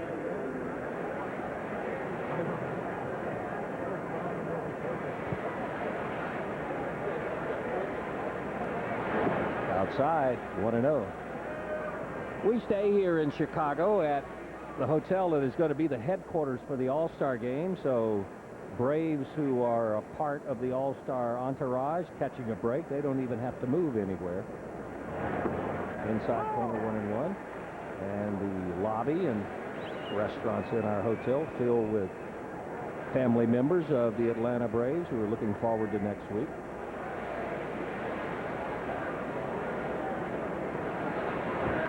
Chop to third. There's 1. There's 2. What a play. Good turn at second by Grizzolonic, and a nice lead throw from Hernandez at third. Right for 3, 2 out. That was saved by Grizzolonic. Hernandez does have a good arm, and again, he has not played that many games in his career at third base, but it was a little bit low and caused Grizzolonic to have to come off the bag on his off foot. And Grizzolonic, a shortstop most of his career, now playing second base, made a nice turn there. So 2 out-of-position players make it look easy. 2 quick outs, and here's Chipper Jones. He's walked, scored, and here's strike 1. You know, Grizzolani, you often talk about your friend Bobby Randall, who would turn the play from at second from wherever he caught the ball. Though Grizzolani had to transfer it, he did that. Yeah. Glove hands down low and get rid of it. 0-2 to Chipper Jones. I don't think he's quite convinced.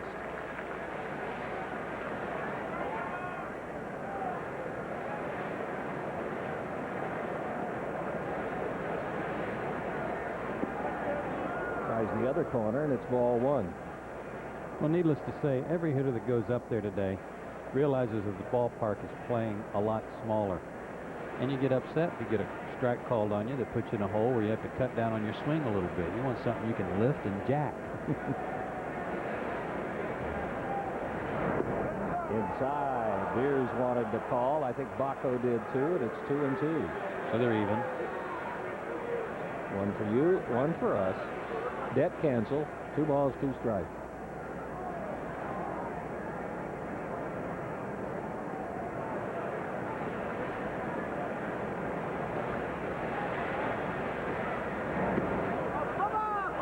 Must have been high. 3-2. That's twice Beers has bounced off the mound, headed for the dugout. But he's still out there, and he's going to have to make a 3-2 pitch to Chipper Jones.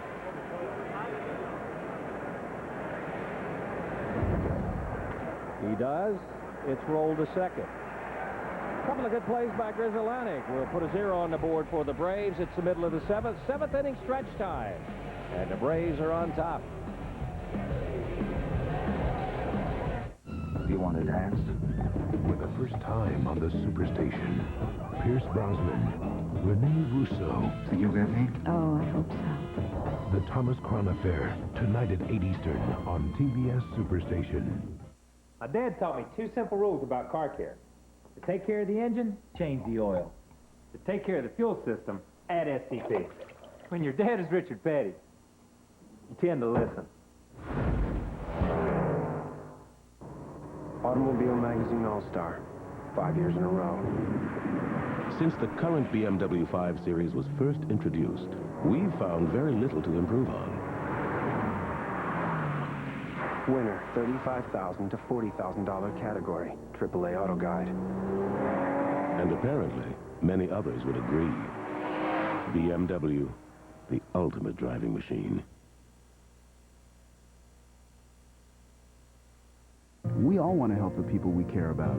Through millions of transfers worldwide, Western Union can help 2 brothers stay united, with each other and with their dreams. Western Union, in person, by phone, by internet, uniting people with possibilities. Let's do it. Dish On Demand pay-per-view now offers more movie channels than ever before. More channels mean the exciting new movies you want to see are on more often throughout the day. Tune to channels 502 through 538 in your on-screen guide and check out the great new movies on TV for the first time. You can order with your remote control or call 1-877-DISH-PPV. So check out the new channels and order a Dish On Demand pay-per-view movie today. This man is straight. Ah, the straight guy's living room. This man is not. How about that fine sofa set? Dogs playing billiards? Classy. Boys, let's hit it. Bravo presents a new reality show starring 5 gay men out to make over the world one straight guy at a time. Nice. Are you superheroes? No, ma'am. We're just gay men. Queer Eye for the Straight Guy premieres Tuesday at 10 Eastern only on Bravo. Think I get any money for this? No. All right.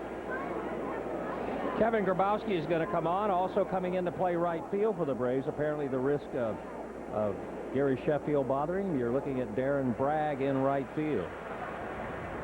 Grabowski's first pitch will be delivered to Paul Bacco.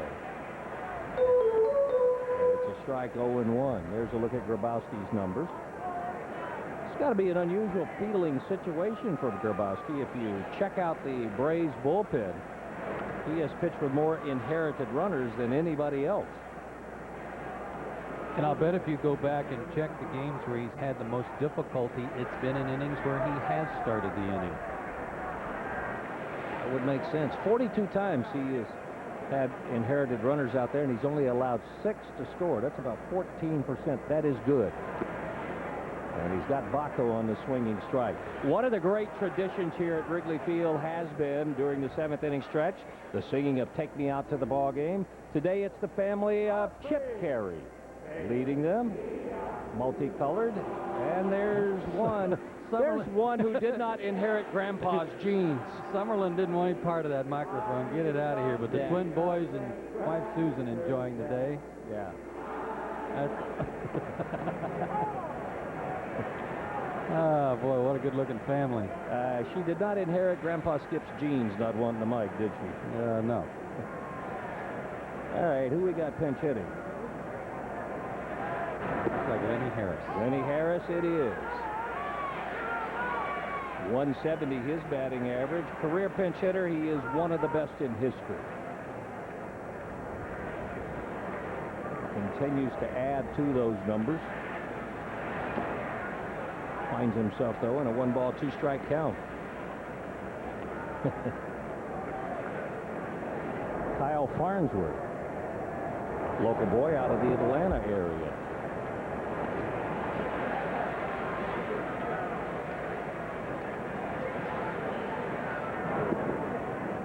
Must have been low. 2 balls, 2 strikes. Lenny Harris, talking about a guy who's made a career out of something that he does well.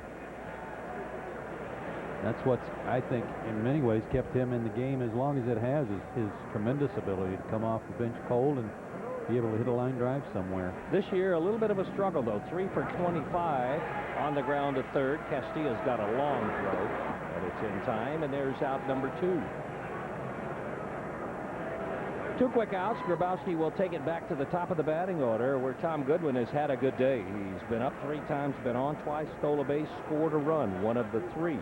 Greg Maddux, 6 innings, 6 hits. He gave up all 3 of the runs, and according to my calculations, no walks and 7 strikeouts. A Greg Maddux-like day. Yeah, that was a good one. And he delivered a few of those right here in this ballpark. Those are 2 good starts back-to-back. He got no decision in that last outing against Montreal and went 7 innings in that one and gave up only 2 runs and no walks.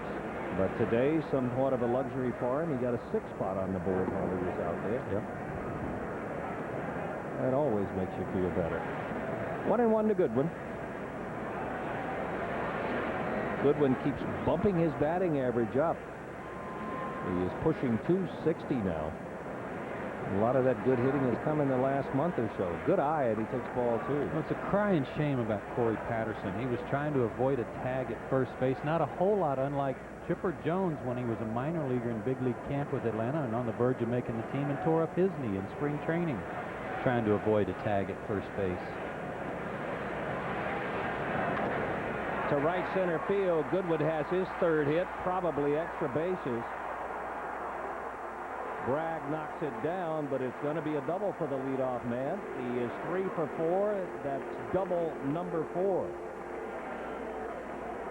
Goodwin now 7 for his last 18. He went down and got a low fastball. This was a good play, too, by Darren Bragg. Comes with 2 outs, but if you don't cut it off, he's got a triple, and you can score so many different ways from third base than you can from second. It'll require a base hit from Grizzolonic to get that run in. And here is Mark Grizzolonic. He has one of the Cubs' 7 hits today, sandwiched in between a fly to right and a comebacker to Greg Maddux. Grizzolonic 10 out of his last 23. Out of play. Tell me about his swing. It looks like he's a guy that the upper half of his swing and the bottom half of his swing work independently. Yeah, I know it. It's like the stride and the hips down go toward shortstop and everything else goes toward first. That leads to a lot of balls hit hard to the right side. Yeah. 1-1. But I think as long, even if you're a guy who, the old expression of stepping in the bucket, if you do that but still keep the upper part of your body still tilted a little bit toward home plate, you're not in too bad a position. Perfect pitch there, 1-2. His base hit kept alive a hitting streak. It's now up to 6 for Grizzolonic, the former Expo, former Dodger. Came over here in a trade that also brought Eric Karros with him. Todd Hundley making the trip the other way for the Dodgers.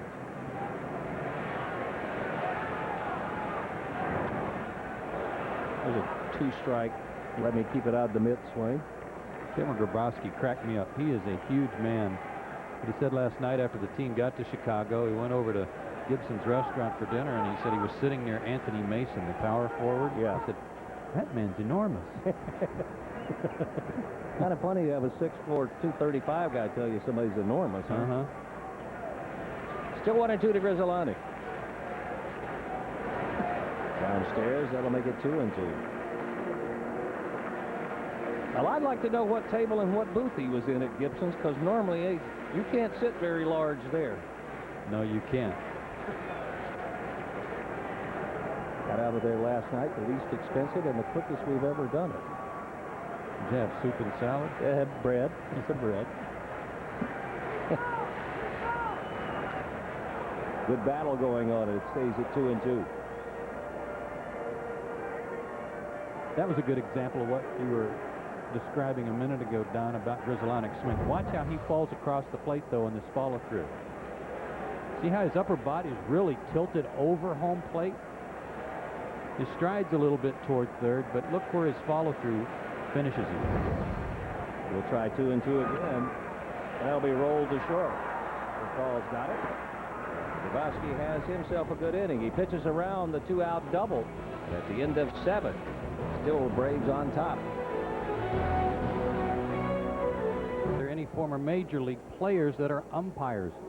Audra, not to my knowledge, there aren't. There are a lot of guys, though, that are major league umpires that did spend some time in the minor leagues that either hit a roadblock somewhere along the way that prevented them from going beyond A or Double A or even possibly Triple A, but they started a new career as an umpire. But no major leaguers to my knowledge.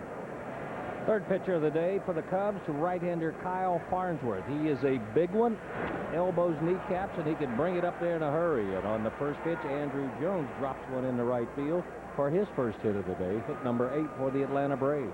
Farnsworth got into it on June 19th, kind of a clash of titans with the Reds. There was a beanball war going on of sorts, and threw one inside to Paul Wilson, who was trying to bunt. Wilson exchanged words with Farnsworth, and the wrestling match was on.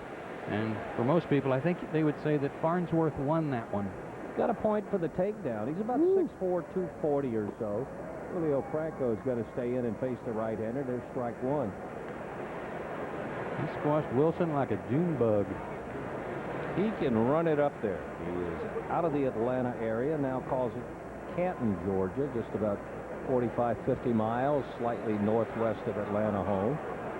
Almost caught Andrew Jones napping over there. Good day at the office for Julio Franco. A double, a single, and 2 runs scored, and he's also driven across one. Farnsworth has a long arm delivery, and he has run it up there at 100. Off the fist, jam shot, right field. Franco has his 3rd hit, and it's bobbled in right field by Sammy Sosa, but Andrew Jones was committed to 3rd all the way, so they're at the corners at a tough start for Kyle Farnsworth. Andrew hit a pretty good pitch, and then Julio Franco, as he is so good at doing, spoiled a good pitch too. He got jammed, but he knows how to hit the ball the other way and take advantage of that hole. Nice inside-out stroke. Another hit for Braves first baseman. They've been pushing across some RBIs when you roll the 3 of them together, that being the 2 Francos in fixed. 67 RBIs in only 90 games. All of last year, that position was responsible for 73 RBIs. So they're going to top that by plenty. Speaking of guys with a good day, hard to have one any better than Vinny Castilla. He's a perfect 3 for 3 with 3 RBIs, a home run, and a run scored. And the Cubs will bring the infield in.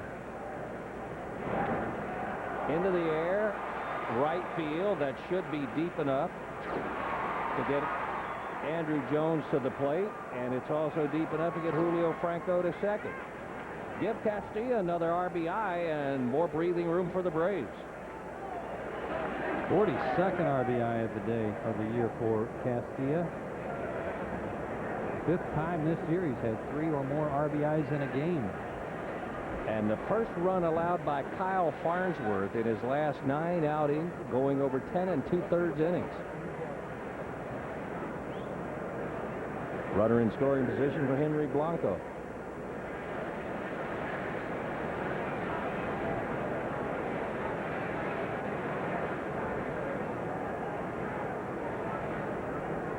$38,756. Another good day at the turnstiles for the Cubbies. He went, according to first base umpire Mike Winter, 0-1.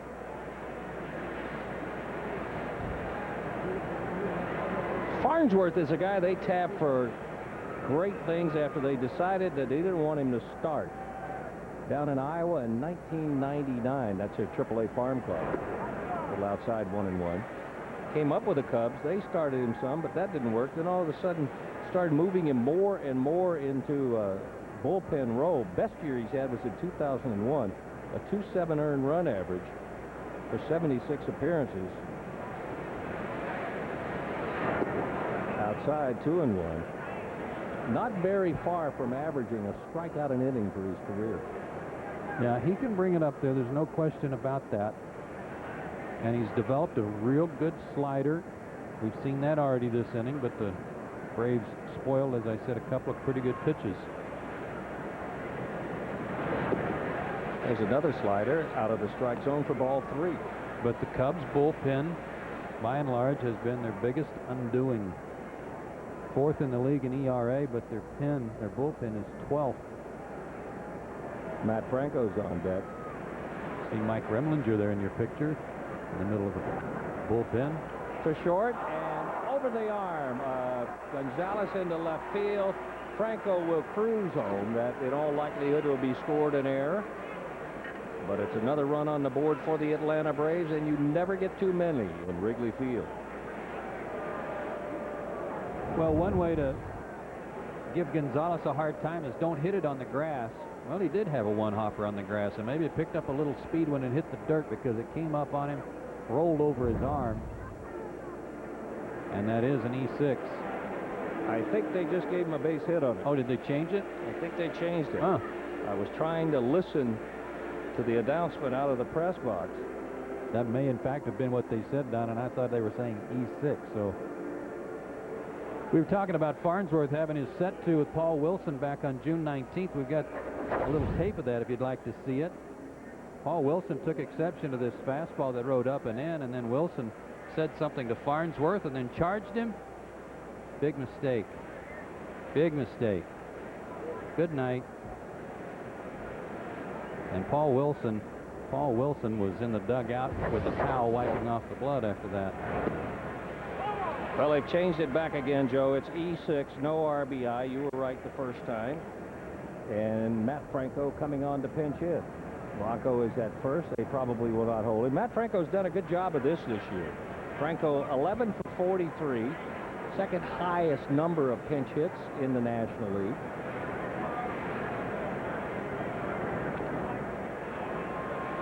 -2. Nip and tuck for most of this ball game till we got it to top of the 6th inning when the Braves put a 3 spot on the board. 2 more this inning. Now it's 8-3 Atlanta. A little bit inside.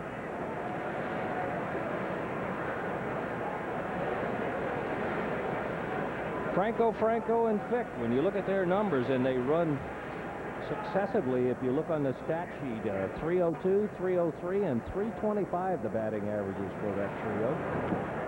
At the end of the bat, still 1 and 2.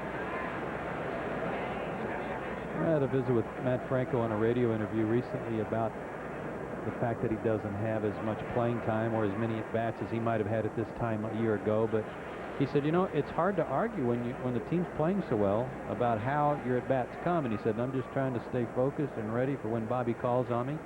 And to his credit, he has been ready, and that's why he's done such a good job pinch hitting. It seems to me that guys who are good are I want to phrase it right, goal-oriented. Something drives them to make the extra effort and to be good. One of Matt Franco's goals this year is to lead the National League in pinch hits. So that's taking a situation that a lot of players might not like being in, coming off the bench, and turning it into a goal-driven challenge. Well, he's made a career, a half of his career as a good pinch hitter. And all you got to do is look at Lenny Harris. We just talked about him and how long he's played in the big leagues. There's always a need for good, especially left-handed hitters coming off the bench. 3 balls and 2 strikes. 1 out, 2 in. And Henry Blanco, the runner at first. Do you send him? No. Yeah. Foul tip. And Franco will stay alive. Probably the 2 most surprised people in the ballpark. Henry Blanco and Joe Simpson when he took off. I was. Aesop Choi was behind him, and now he's going to come in and hold him on because they never expected him to run either. Got to cut down on that first step that Henry gets, so they will hold him close. A little bit of an advantage for Franco. Opens up some area on the right side. And that'll be a foul ball. Nice play by Glenn Hubbard. He can still pick it. He only used one hand, but he had the other there in a supporting role on that grab. Still 3 and 2. Glenn is not injured. That is the shin guard that one of the Braves hitters used when he got to first, probably Andrew Jones. Well, you want to run? We'll get some pickoff attempts, huh? Yeah, I'll bet Henry hasn't had to dive back to first on a pickoff attempt in some time. See if he's going again. He is. And he will be in safely. It's a walk. They're at first and second. Blanco with a word or two for Ron Culpa. First walk given up by Farnsworth. And things start to unravel for the Cubs. When a guy's hit a home run in a ball game, you don't often talk about his swings looking like a couple of at-bats where he didn't have much of an idea what he was trying to do. But that's been the case for Furcal his last 2 at-bats, especially in the 6th when he left a couple of runners on base. Didn't seem to have an idea of what he should be looking for from that particular pitcher. Watch one sail by low for ball 1. Furcal 1 out of 4. That home run, number 12. The RBI, number 34. Furcal 3 at-bats against Farnsworth. He has 1 hit. That's high. 2-0.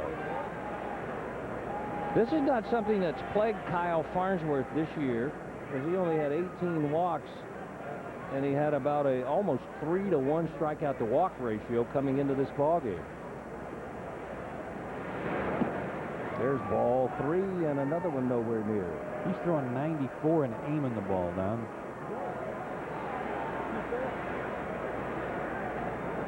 I mean, he's just trying to throw it over for a strike at 94.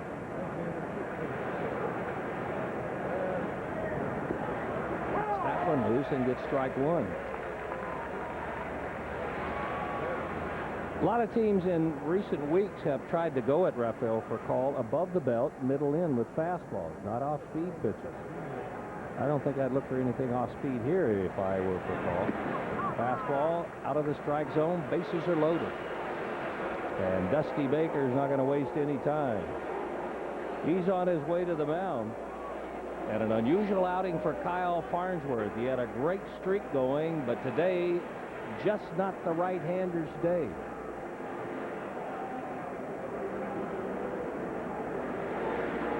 And the Cubs are going to make a pitching change.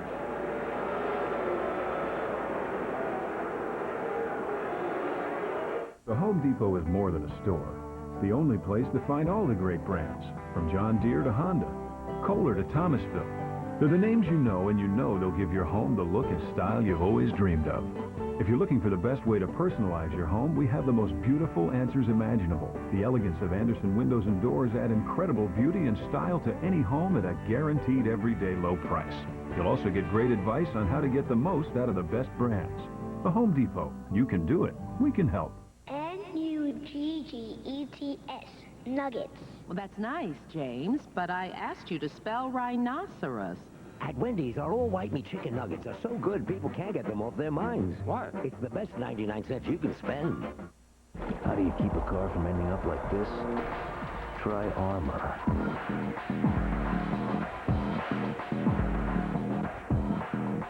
Armor All Protected. It does more than clean and shine. It protects. Billy Javi back here at TBS Sports Control, presented by MasterCard. Gets you out to the Bay Area. Afternoon baseball in Oakland. Miguel Tejada lashes a single up the middle, scoring Scott Hatterberg. The rubber game of this series. Oakland would go on and score 4 runs in the first inning. Mulder, the pitcher for Oakland, has only given up 1 hit so far. That was a home run to Rocco Baldelli. Back to Chicago, where the Braves are really putting it to the Cubs, guys. And where Kyle Farnsworth has had an unhappy day, and that's kind of a change of pace for him with the good stretch he had been on. Not so the gentleman who replaces him. It's Antonio Alfonseca, 0-1 with a 603. Stumbled again. And as good as Farnsworth has been, he's been bad going the other way. 13 runs in 6 innings, covering his last 7 ball games. So he is going to come on. He will be the 4th pitcher of the day. Sean Estes started it. Dave Beers along behind him, and then Kyle Farnsworth. And now here's Al Fonseca, and he will face Marcus Giles, a walk to show for 4 appearances. I cracked up today when I read a quote from his manager, Dusty Baker, about his displeasure, talking about Alfonseca, his displeasure at being booed when he comes into games, and I'll give it to you when time allows. Bases loaded. He'll work from the stretch. Giles loops it in the right. That's going to fall. Blanco will score. They will stop Matt Franco. So Giles with his first hit of the day. It accounts for an RBI, and the boos are raining down. It's 9-3. Well, Dusty's comment was the bullpen's real close and people are getting on you before you go into the game. It's tough to hear boos going into the game, and it's tough going into a game with negative thoughts and vibes. And he goes on to say, all I know is if you're on the team, I have to use you sometime or you break down the guys who are here and going good. Whoa. Hello. Eighth hitter in the inning is Darren Bragg. Remember, Bragg replaced Sheffield defensively. He'll get his first at bat. 149 is batting average, and there's strike one to him.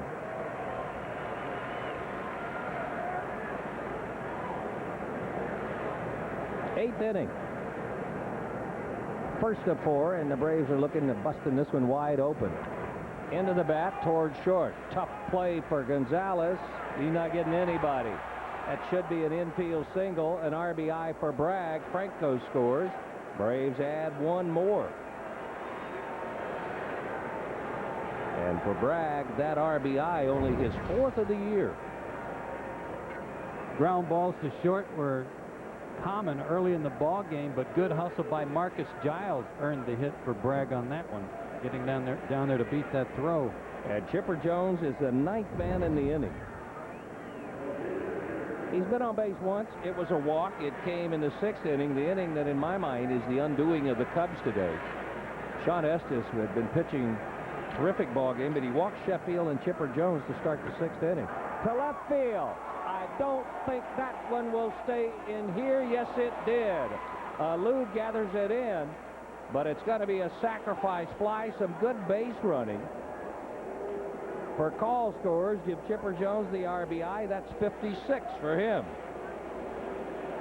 In the third inning, that might have been in the street. I agree.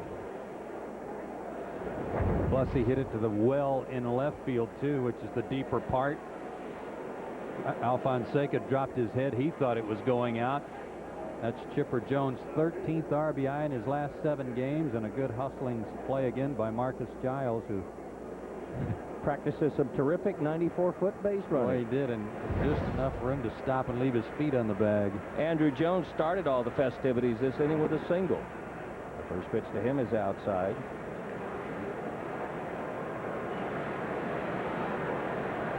Everybody in the lineup, including the replacements, has been on base at least once for the Atlanta Braves. 1-1 to come. Including Greg Maddux, who got himself a base hit.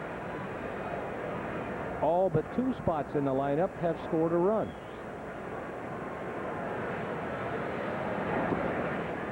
One of the needs, of course, for the Cubs has been a closer. Joe Borowski leads their team in saves with 17. He's a former Brave, but they'd like to use him as a setup man, and one name that's been mentioned quite a bit is Hugo Urbina, who's in Texas and supposedly available. 2-2. Cubs also, apparently, if you believe the rumors, in the market for another outfielder. And Jeremy Burnett's one of the names mentioned as a possibility coming here. Kenny Lofton, in what bordered very close to tampering by the Cubs manager, talked about as a guy who might be headed this way. It's foul ball, too. It's one thing to talk about how good a player is, but when you talk about what dimensions a player brings to your ball club or what virtues he could bring to your team if you had him on your team, then all of a sudden you make it hard on your general manager to make a deal because they know how much you covet him. Sure.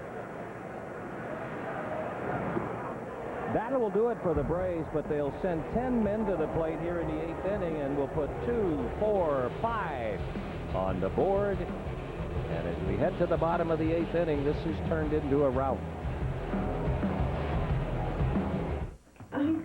As you take a look at the Office Depot scoreboard, remember you can watch the 2003 Major League Baseball All-Star Game next Tuesday at 8 o'clock Eastern Time with home field advantage for the World Series on the line. This time it counts. Pittsburgh all over Milwaukee. They have home runs from Sanders and Aramis Ramirez today, and Randall Simon not in the lineup. And Sammy Sosa leading it off in the 8th inning, where you want Sammy Sosa leading it off. Game out of reach, and nobody on base. Into left field for a base hit. He didn't waste any time greeting Roberto Hernandez, coming into his 41st ball game, 5-2 with a .462 earned run average. 28 strikeouts, 27 walks, all coming in about 37 innings. Sosa's at first.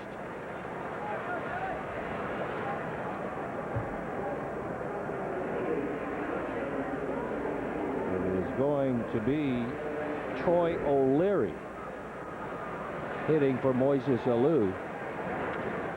And he loops it into left field. Chipper Jones on the run. Sosa will stop at second. Throw behind him. And he hustles back. So back-to-back base hits to greet Roberto Hernandez. Cubs down by 8, but are not going quietly. And Aesop Choi scheduled to be the hitter.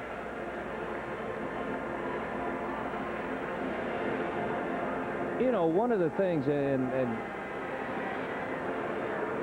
took a little while for me to alert you that it was O'Leary pinch hitting. Not an excuse, just a fact. But if you prepare for a season like we do, you get the media guides into spring training, you get the rosters, and then you check them out, and you're getting ready for it to start.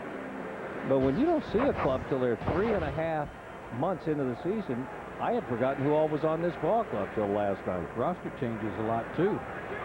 Even from opening day. Here's Choi. Ball 1 is upstairs. Choi is struck out, hit with a pitch, and grounded to second. 0 for 2 for the young Korean. Here's the challenge for you, Don.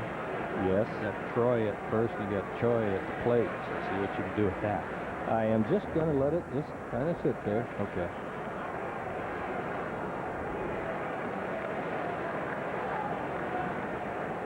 I'm going to watch. As you would after bringing it up. You studied and learned well under Skip Carey, didn't you, my partner? 2-0.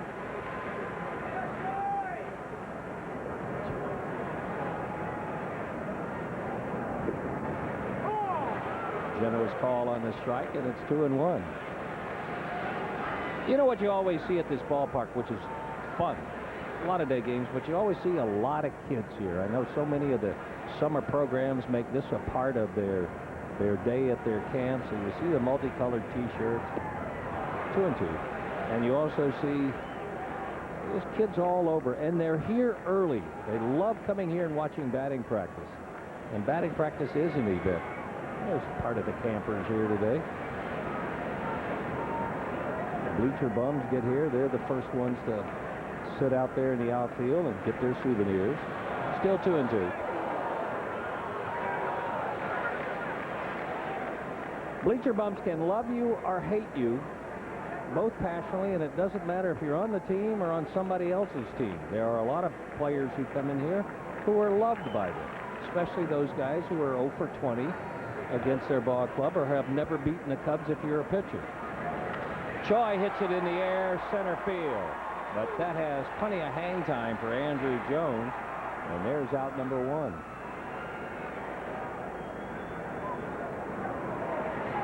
One out for Alex Gonzalez, who's got his day off to a good start against Greg Maddux. A 2-out homer in the 2nd inning. Then Maddux put him on a change-up diet. And he didn't make contact his next 2 times up. Struck out in the 3rd and struck out in the 6th. Maddux would finish today with 7 strikeouts. Grabowski an inning. He gave up 1 hit. He had 1 strikeout. And there's the super card for Alex Gonzalez.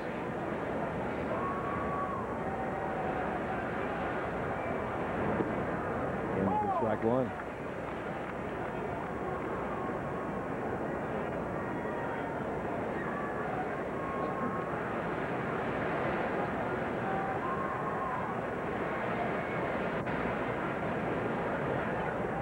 Roberto had a little trouble rubbing up the baseballs in New York the other day. You saw him rubbing that one up. May not have had a good grip on that one. It was a very humid night in New York, and Tim Cheetah's whole outfit, his shirt, his pants, the bag that holds all of the balls, baseballs, were soaking wet, so he was having the other umpires rub it up, and first time I've ever seen that. And Roberto wound up eventually throwing one away. First time I've ever seen an umpire so saturated with sweat that he couldn't put the balls in the little kangaroo pouch on the side there, little hunting pouch where they store the next balls that they're going to use. See them on both sides there. So when they would be brought in to play for Tim Cheetah, he would roll one to the first base umpire, then roll one to the third, then throw one out. Pitchers were turning around, playing who's got the ball. Here's a strike, 1-2. Hernandez worked only a third of an inning that night, walked 2, and he gave up a hit and a run, so he could use a good outing if he can pitch out of this jam, where he gave up 2 leadoff singles. Then that would be a pretty good outing for him. Got Gonzalez now and Hernandez on deck. Roll foul. Still 1-2. We talked to the folks around Wrigley Field here. What they were hoping was, when we got to the ballpark today, a beautiful day, a windy day, as we told you, and the wind has subsided some and has changed direction. But everybody here was hoping for a day where they didn't care about the wind, but if they could keep the thunderstorms away. They've had about a week of them popping up every afternoon. Got him on the outside corner with some serious giddy-up. That's the hat trick for Gonzalez. 3 times in a row, he's toted it back to the dugout. That was an excellent fastball from Hernandez, and he's 1 out away. And if you don't think these guys that come to Atlanta don't enjoy playing here, just ask Robert Fick or Roberto Hernandez or Ray King. Their teams last year, especially Fick and Hernandez, Tigers and Royals, didn't win as many games as the Braves have won already this year. Braves with 58 wins this year. Working on 59 today. Here's another Hernandez who is a pair of strikeouts, 0 for 3. Yeah, Ray King's loving it here. 2-0. Ray King is from here, so last night was late arrival, a little bit later than planned. Ray was pacing the lobby, waiting for Mom and the rest of the family to show up. Hadn't seen him in a while. Ball strike, 2-1. There's Raymond alongside of Jun Bong. Those 2 guys, the lefties in the Braves bullpen, more or less taking the place of Mike Remlinger, who was a stalwart in the Braves bullpen the last 3 years. 2 balls and a strike to Jose Hernandez. Back up the middle. Giles has got it. He'll win the foot race, and that'll do it. So a pretty darn good inning for Roberto Hernandez. Cubs turned away, and at the end of 8, Cubs find themselves on the short end of that 11-3 score. Look at our All-State good hands play. It's not Andrew Jones. It's not Marcus Giles. It's this fan down the left field line. What a great play, reaching over the railing and then just getting hammered by the young man from behind. That was great. You're in good hands with All-State and that fan who's got the Braves cap on and the ugly sunglasses. Julio Franco's bat has been in good hands all day long. Franco 3 for 4, a double, 2 singles, and 3 runs scored.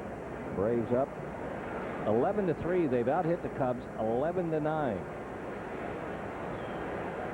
And Alfonseco's still out there, and it's a ball and a strike to Franco.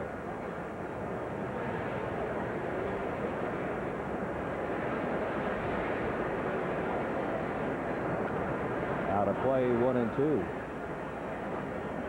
Inning ended in good fashion for the Braves, but a broken bat from Hernandez. Watch it wrap around and catch home plate umpire Ron Culper right on the left arm and across the chest. The barrel of it turned. Fortunate for him that it did catch him flat. Didn't stop the pain, I know, but it could have been a lot worse. After consulting with third base umpire Doug Eddings, he pronounced himself fit to continue to do battle.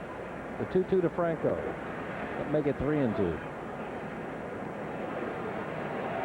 Franco, Castilla, and Blanco.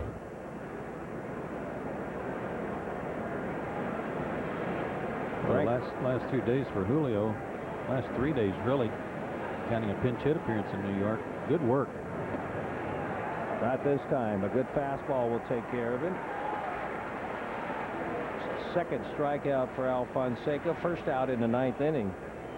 Spots 6 and 7 in the batting order with 6 hits, with 4 runs scored, and with 5 RBIs. 4 of those belonging to Vinny Castilla. A double, a homer, a single, and a sacrifice fly. Every at-bat produced an RBI. You don't see that happen very often. His career high in RBIs is 6. He's done that 3 times. 1-1. Double, got as far as second, but the little dot, run, home run, scored, dot, single in the 6th, RBI, sacrifice fly, RBI. A productive day for Vinny Castilla. That's hit in the air to right center field. Got some carry on it, and will get against the board. Sosa will track it down. Have yourself a good day, Vinny Castilla. Second double of the day. Man, oh man. This was a little bit of indecision caused by the wind. That wind is galing from center field toward right. It was pushing it back toward Sammy Sosa. But Sosa would much rather Goodwin make this play. It's just that it was moving away from Goodwin. By the time Sosa got there, it caused Goodwin to short arm it a little bit. He was afraid of a collision. And that ball was being pushed away from Goodwin faster than he was running toward it. So another runner in scoring position for Henry Blanco. That's hammered to left center field. Is it gonna be? It is. Welcome back, Henry Blanco. Henry Blanco's first hit in about his last 24 at-bats is a good one. A 2-run homer. His first of the year, RBI 7 and 8, and the route is on. You know what? He was due to get something good going because they ruled that one play an error that we thought could have been a hit in the 8th inning that might have snapped that Oper string. So he just took matters in his own hands. And you were talking a little bit earlier about Robert Fick, how pleased he is to be here, even as a pinch hitter. And here he is. Doesn't waste any time and hacks at the first one.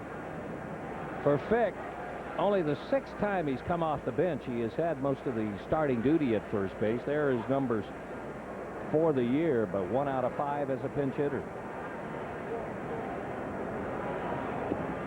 1-1. You animal lovers will be more fond of Robert Fick than you ever were before.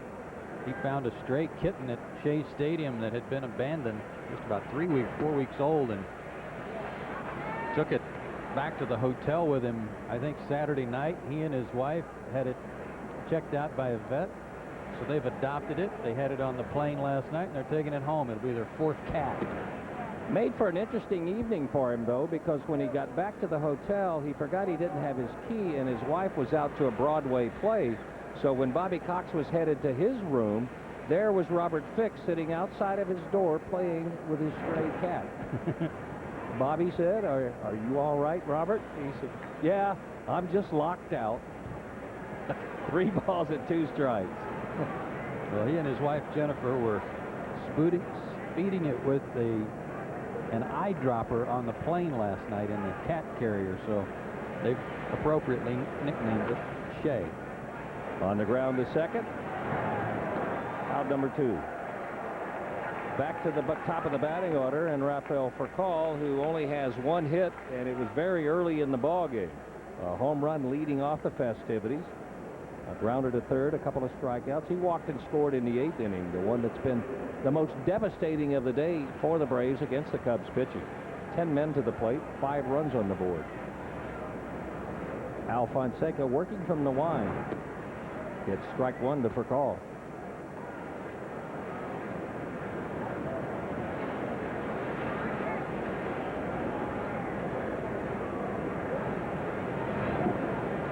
One and 1.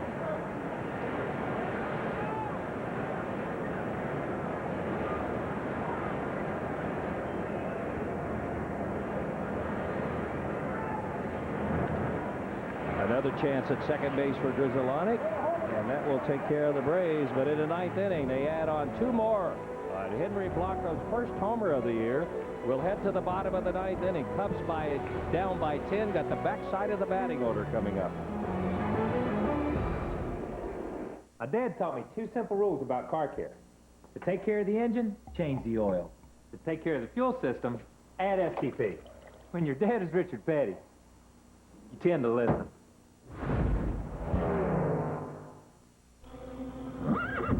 What happened? He's been bitten by a snake. Was it brown? Zigzaggy lines? Yeah. Is it bad? You. Suck out the poison while I start a fire to cauterize the wound. Lance, let's go. We're shooting the big attack scene. Oh, hey, Pete. Wait. You're not a real cowboy? No, but I did stay at a Holiday Inn Express last night. Stay smart. Stay at a Holiday Inn Express. The BMW 5 Series has changed very little since its introduction in 1997. And with good reason. Because over the last 7 years, it's won more awards and accolades than any other car in its class. Begging the question, what could possibly be changed to improve it? The least price. BMW, the ultimate driving machine. Amazing, explosive, spectacular. This is the #1 movie in America. It is time. Terminator 3, Rise of the Machines. Rated R. Now playing. Napa application-engineered brake pads and rotors can stop you 20 feet shorter than ordinary brakes. That's important.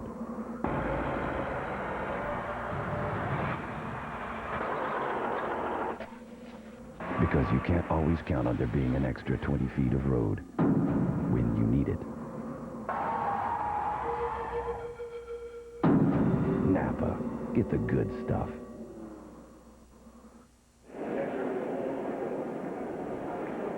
Trey Hodges is going to toe the slab here in the bottom of the ninth inning. Got 10 runs to play with. Braves leading at 13-3. For Hodges, 3-0, a 3.6 earned run average. 31st appearance, all but one coming out of the bullpen. 42 innings, 44 strikeouts, only 19 walks. And boy, has his slider been good this year. Fastball misses for ball 1. Hodges hasn't worked in 8 days. Make that 9 days, so he's ready to get some work. Blanco leaving it off. The count of 1-1. I think he needed some rest.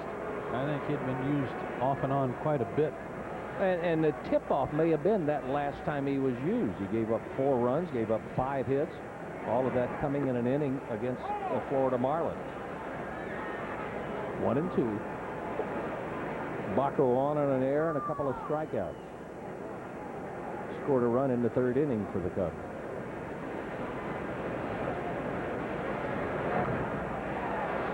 Deep in the pitching, right around the thumbnail. Ouchie. Still 1-2.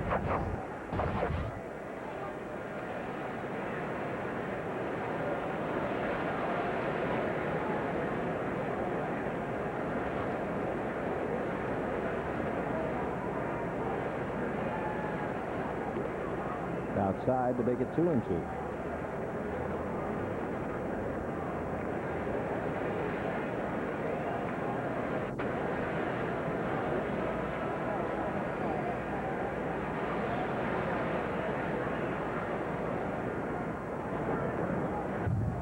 Still 2 balls and 2 strikes. Cubs pitching staff leads the National League in strikeouts. And we showed you a graphic earlier that the Braves offense strikes out less than any other team. And there have been 8 strikeouts recorded by the Cubs today, and that's really a lot against Atlanta. Yes, it is.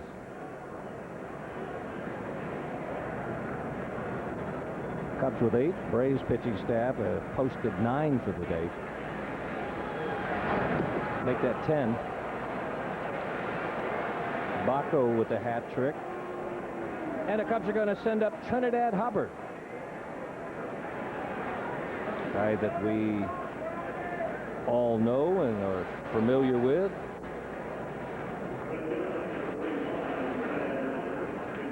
Hubbard called up 3 days ago. He was at AAA in Iowa. second time he's been in a game. He appeared in center field, made the start there. His debut came yesterday when he started against the Florida Marlins. 0-1. He's been with the Rockies, the Giants, Cleveland Indians, Los Angeles, Atlanta, Baltimore, Kansas City, and San Diego before ending up here in a Cubs uniform. 0-2.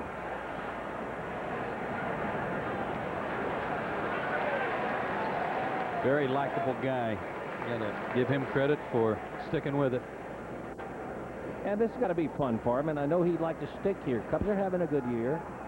He is a graduate of South Shore High School, 1983, right here in the Chicago area. So a chance to play at home for Trinidad Hubbard. And a chance maybe, no, it's going to hang up. A little wind ate it, and it floats all the way out to Andrew Jones. So Trey Hodges needs one more out to put this one in the win column for the Atlanta Braves. And he'll face Tom Goodwin, who has been a pest today.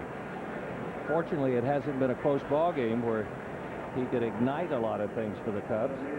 But he's been up 4 times on 3 times, a double and 2 singles and a stolen base. He's driven home 1 of the 3.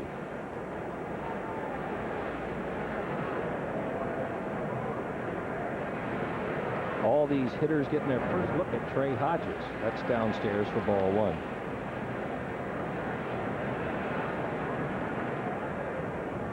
Goodwin started the day in the 240s. He's going to end the day in the 260s. 1-1.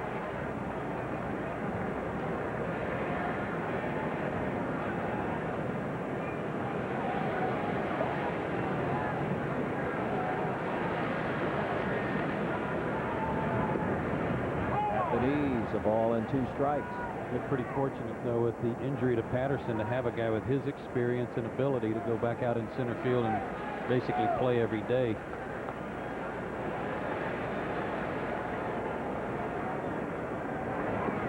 Downstairs. Hodges on that slider pumped it up a little bit like he wanted to put it away himself. 2 balls and 2 strikes.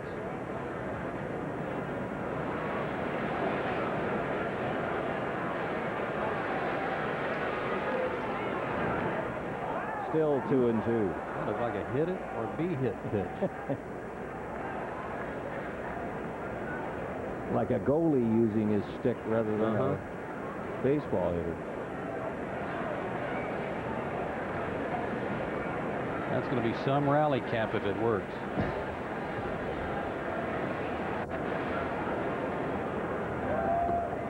Did he go?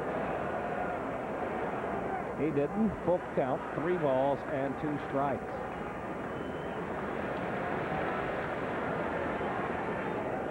Goodwin is a guy with 19 strikeouts in 116 innings, so you have to work to get him. On the ground, Giles has it. And the Braves have the win. An offensive day on a windy day here in Chicago. A lot of hitting heroes up and down the batting order, including Vinny Castilla with 4 RBIs, and the Braves win the first of 4 by a 13-3 score. We'll be back at Wrigley Field right after a short timeout.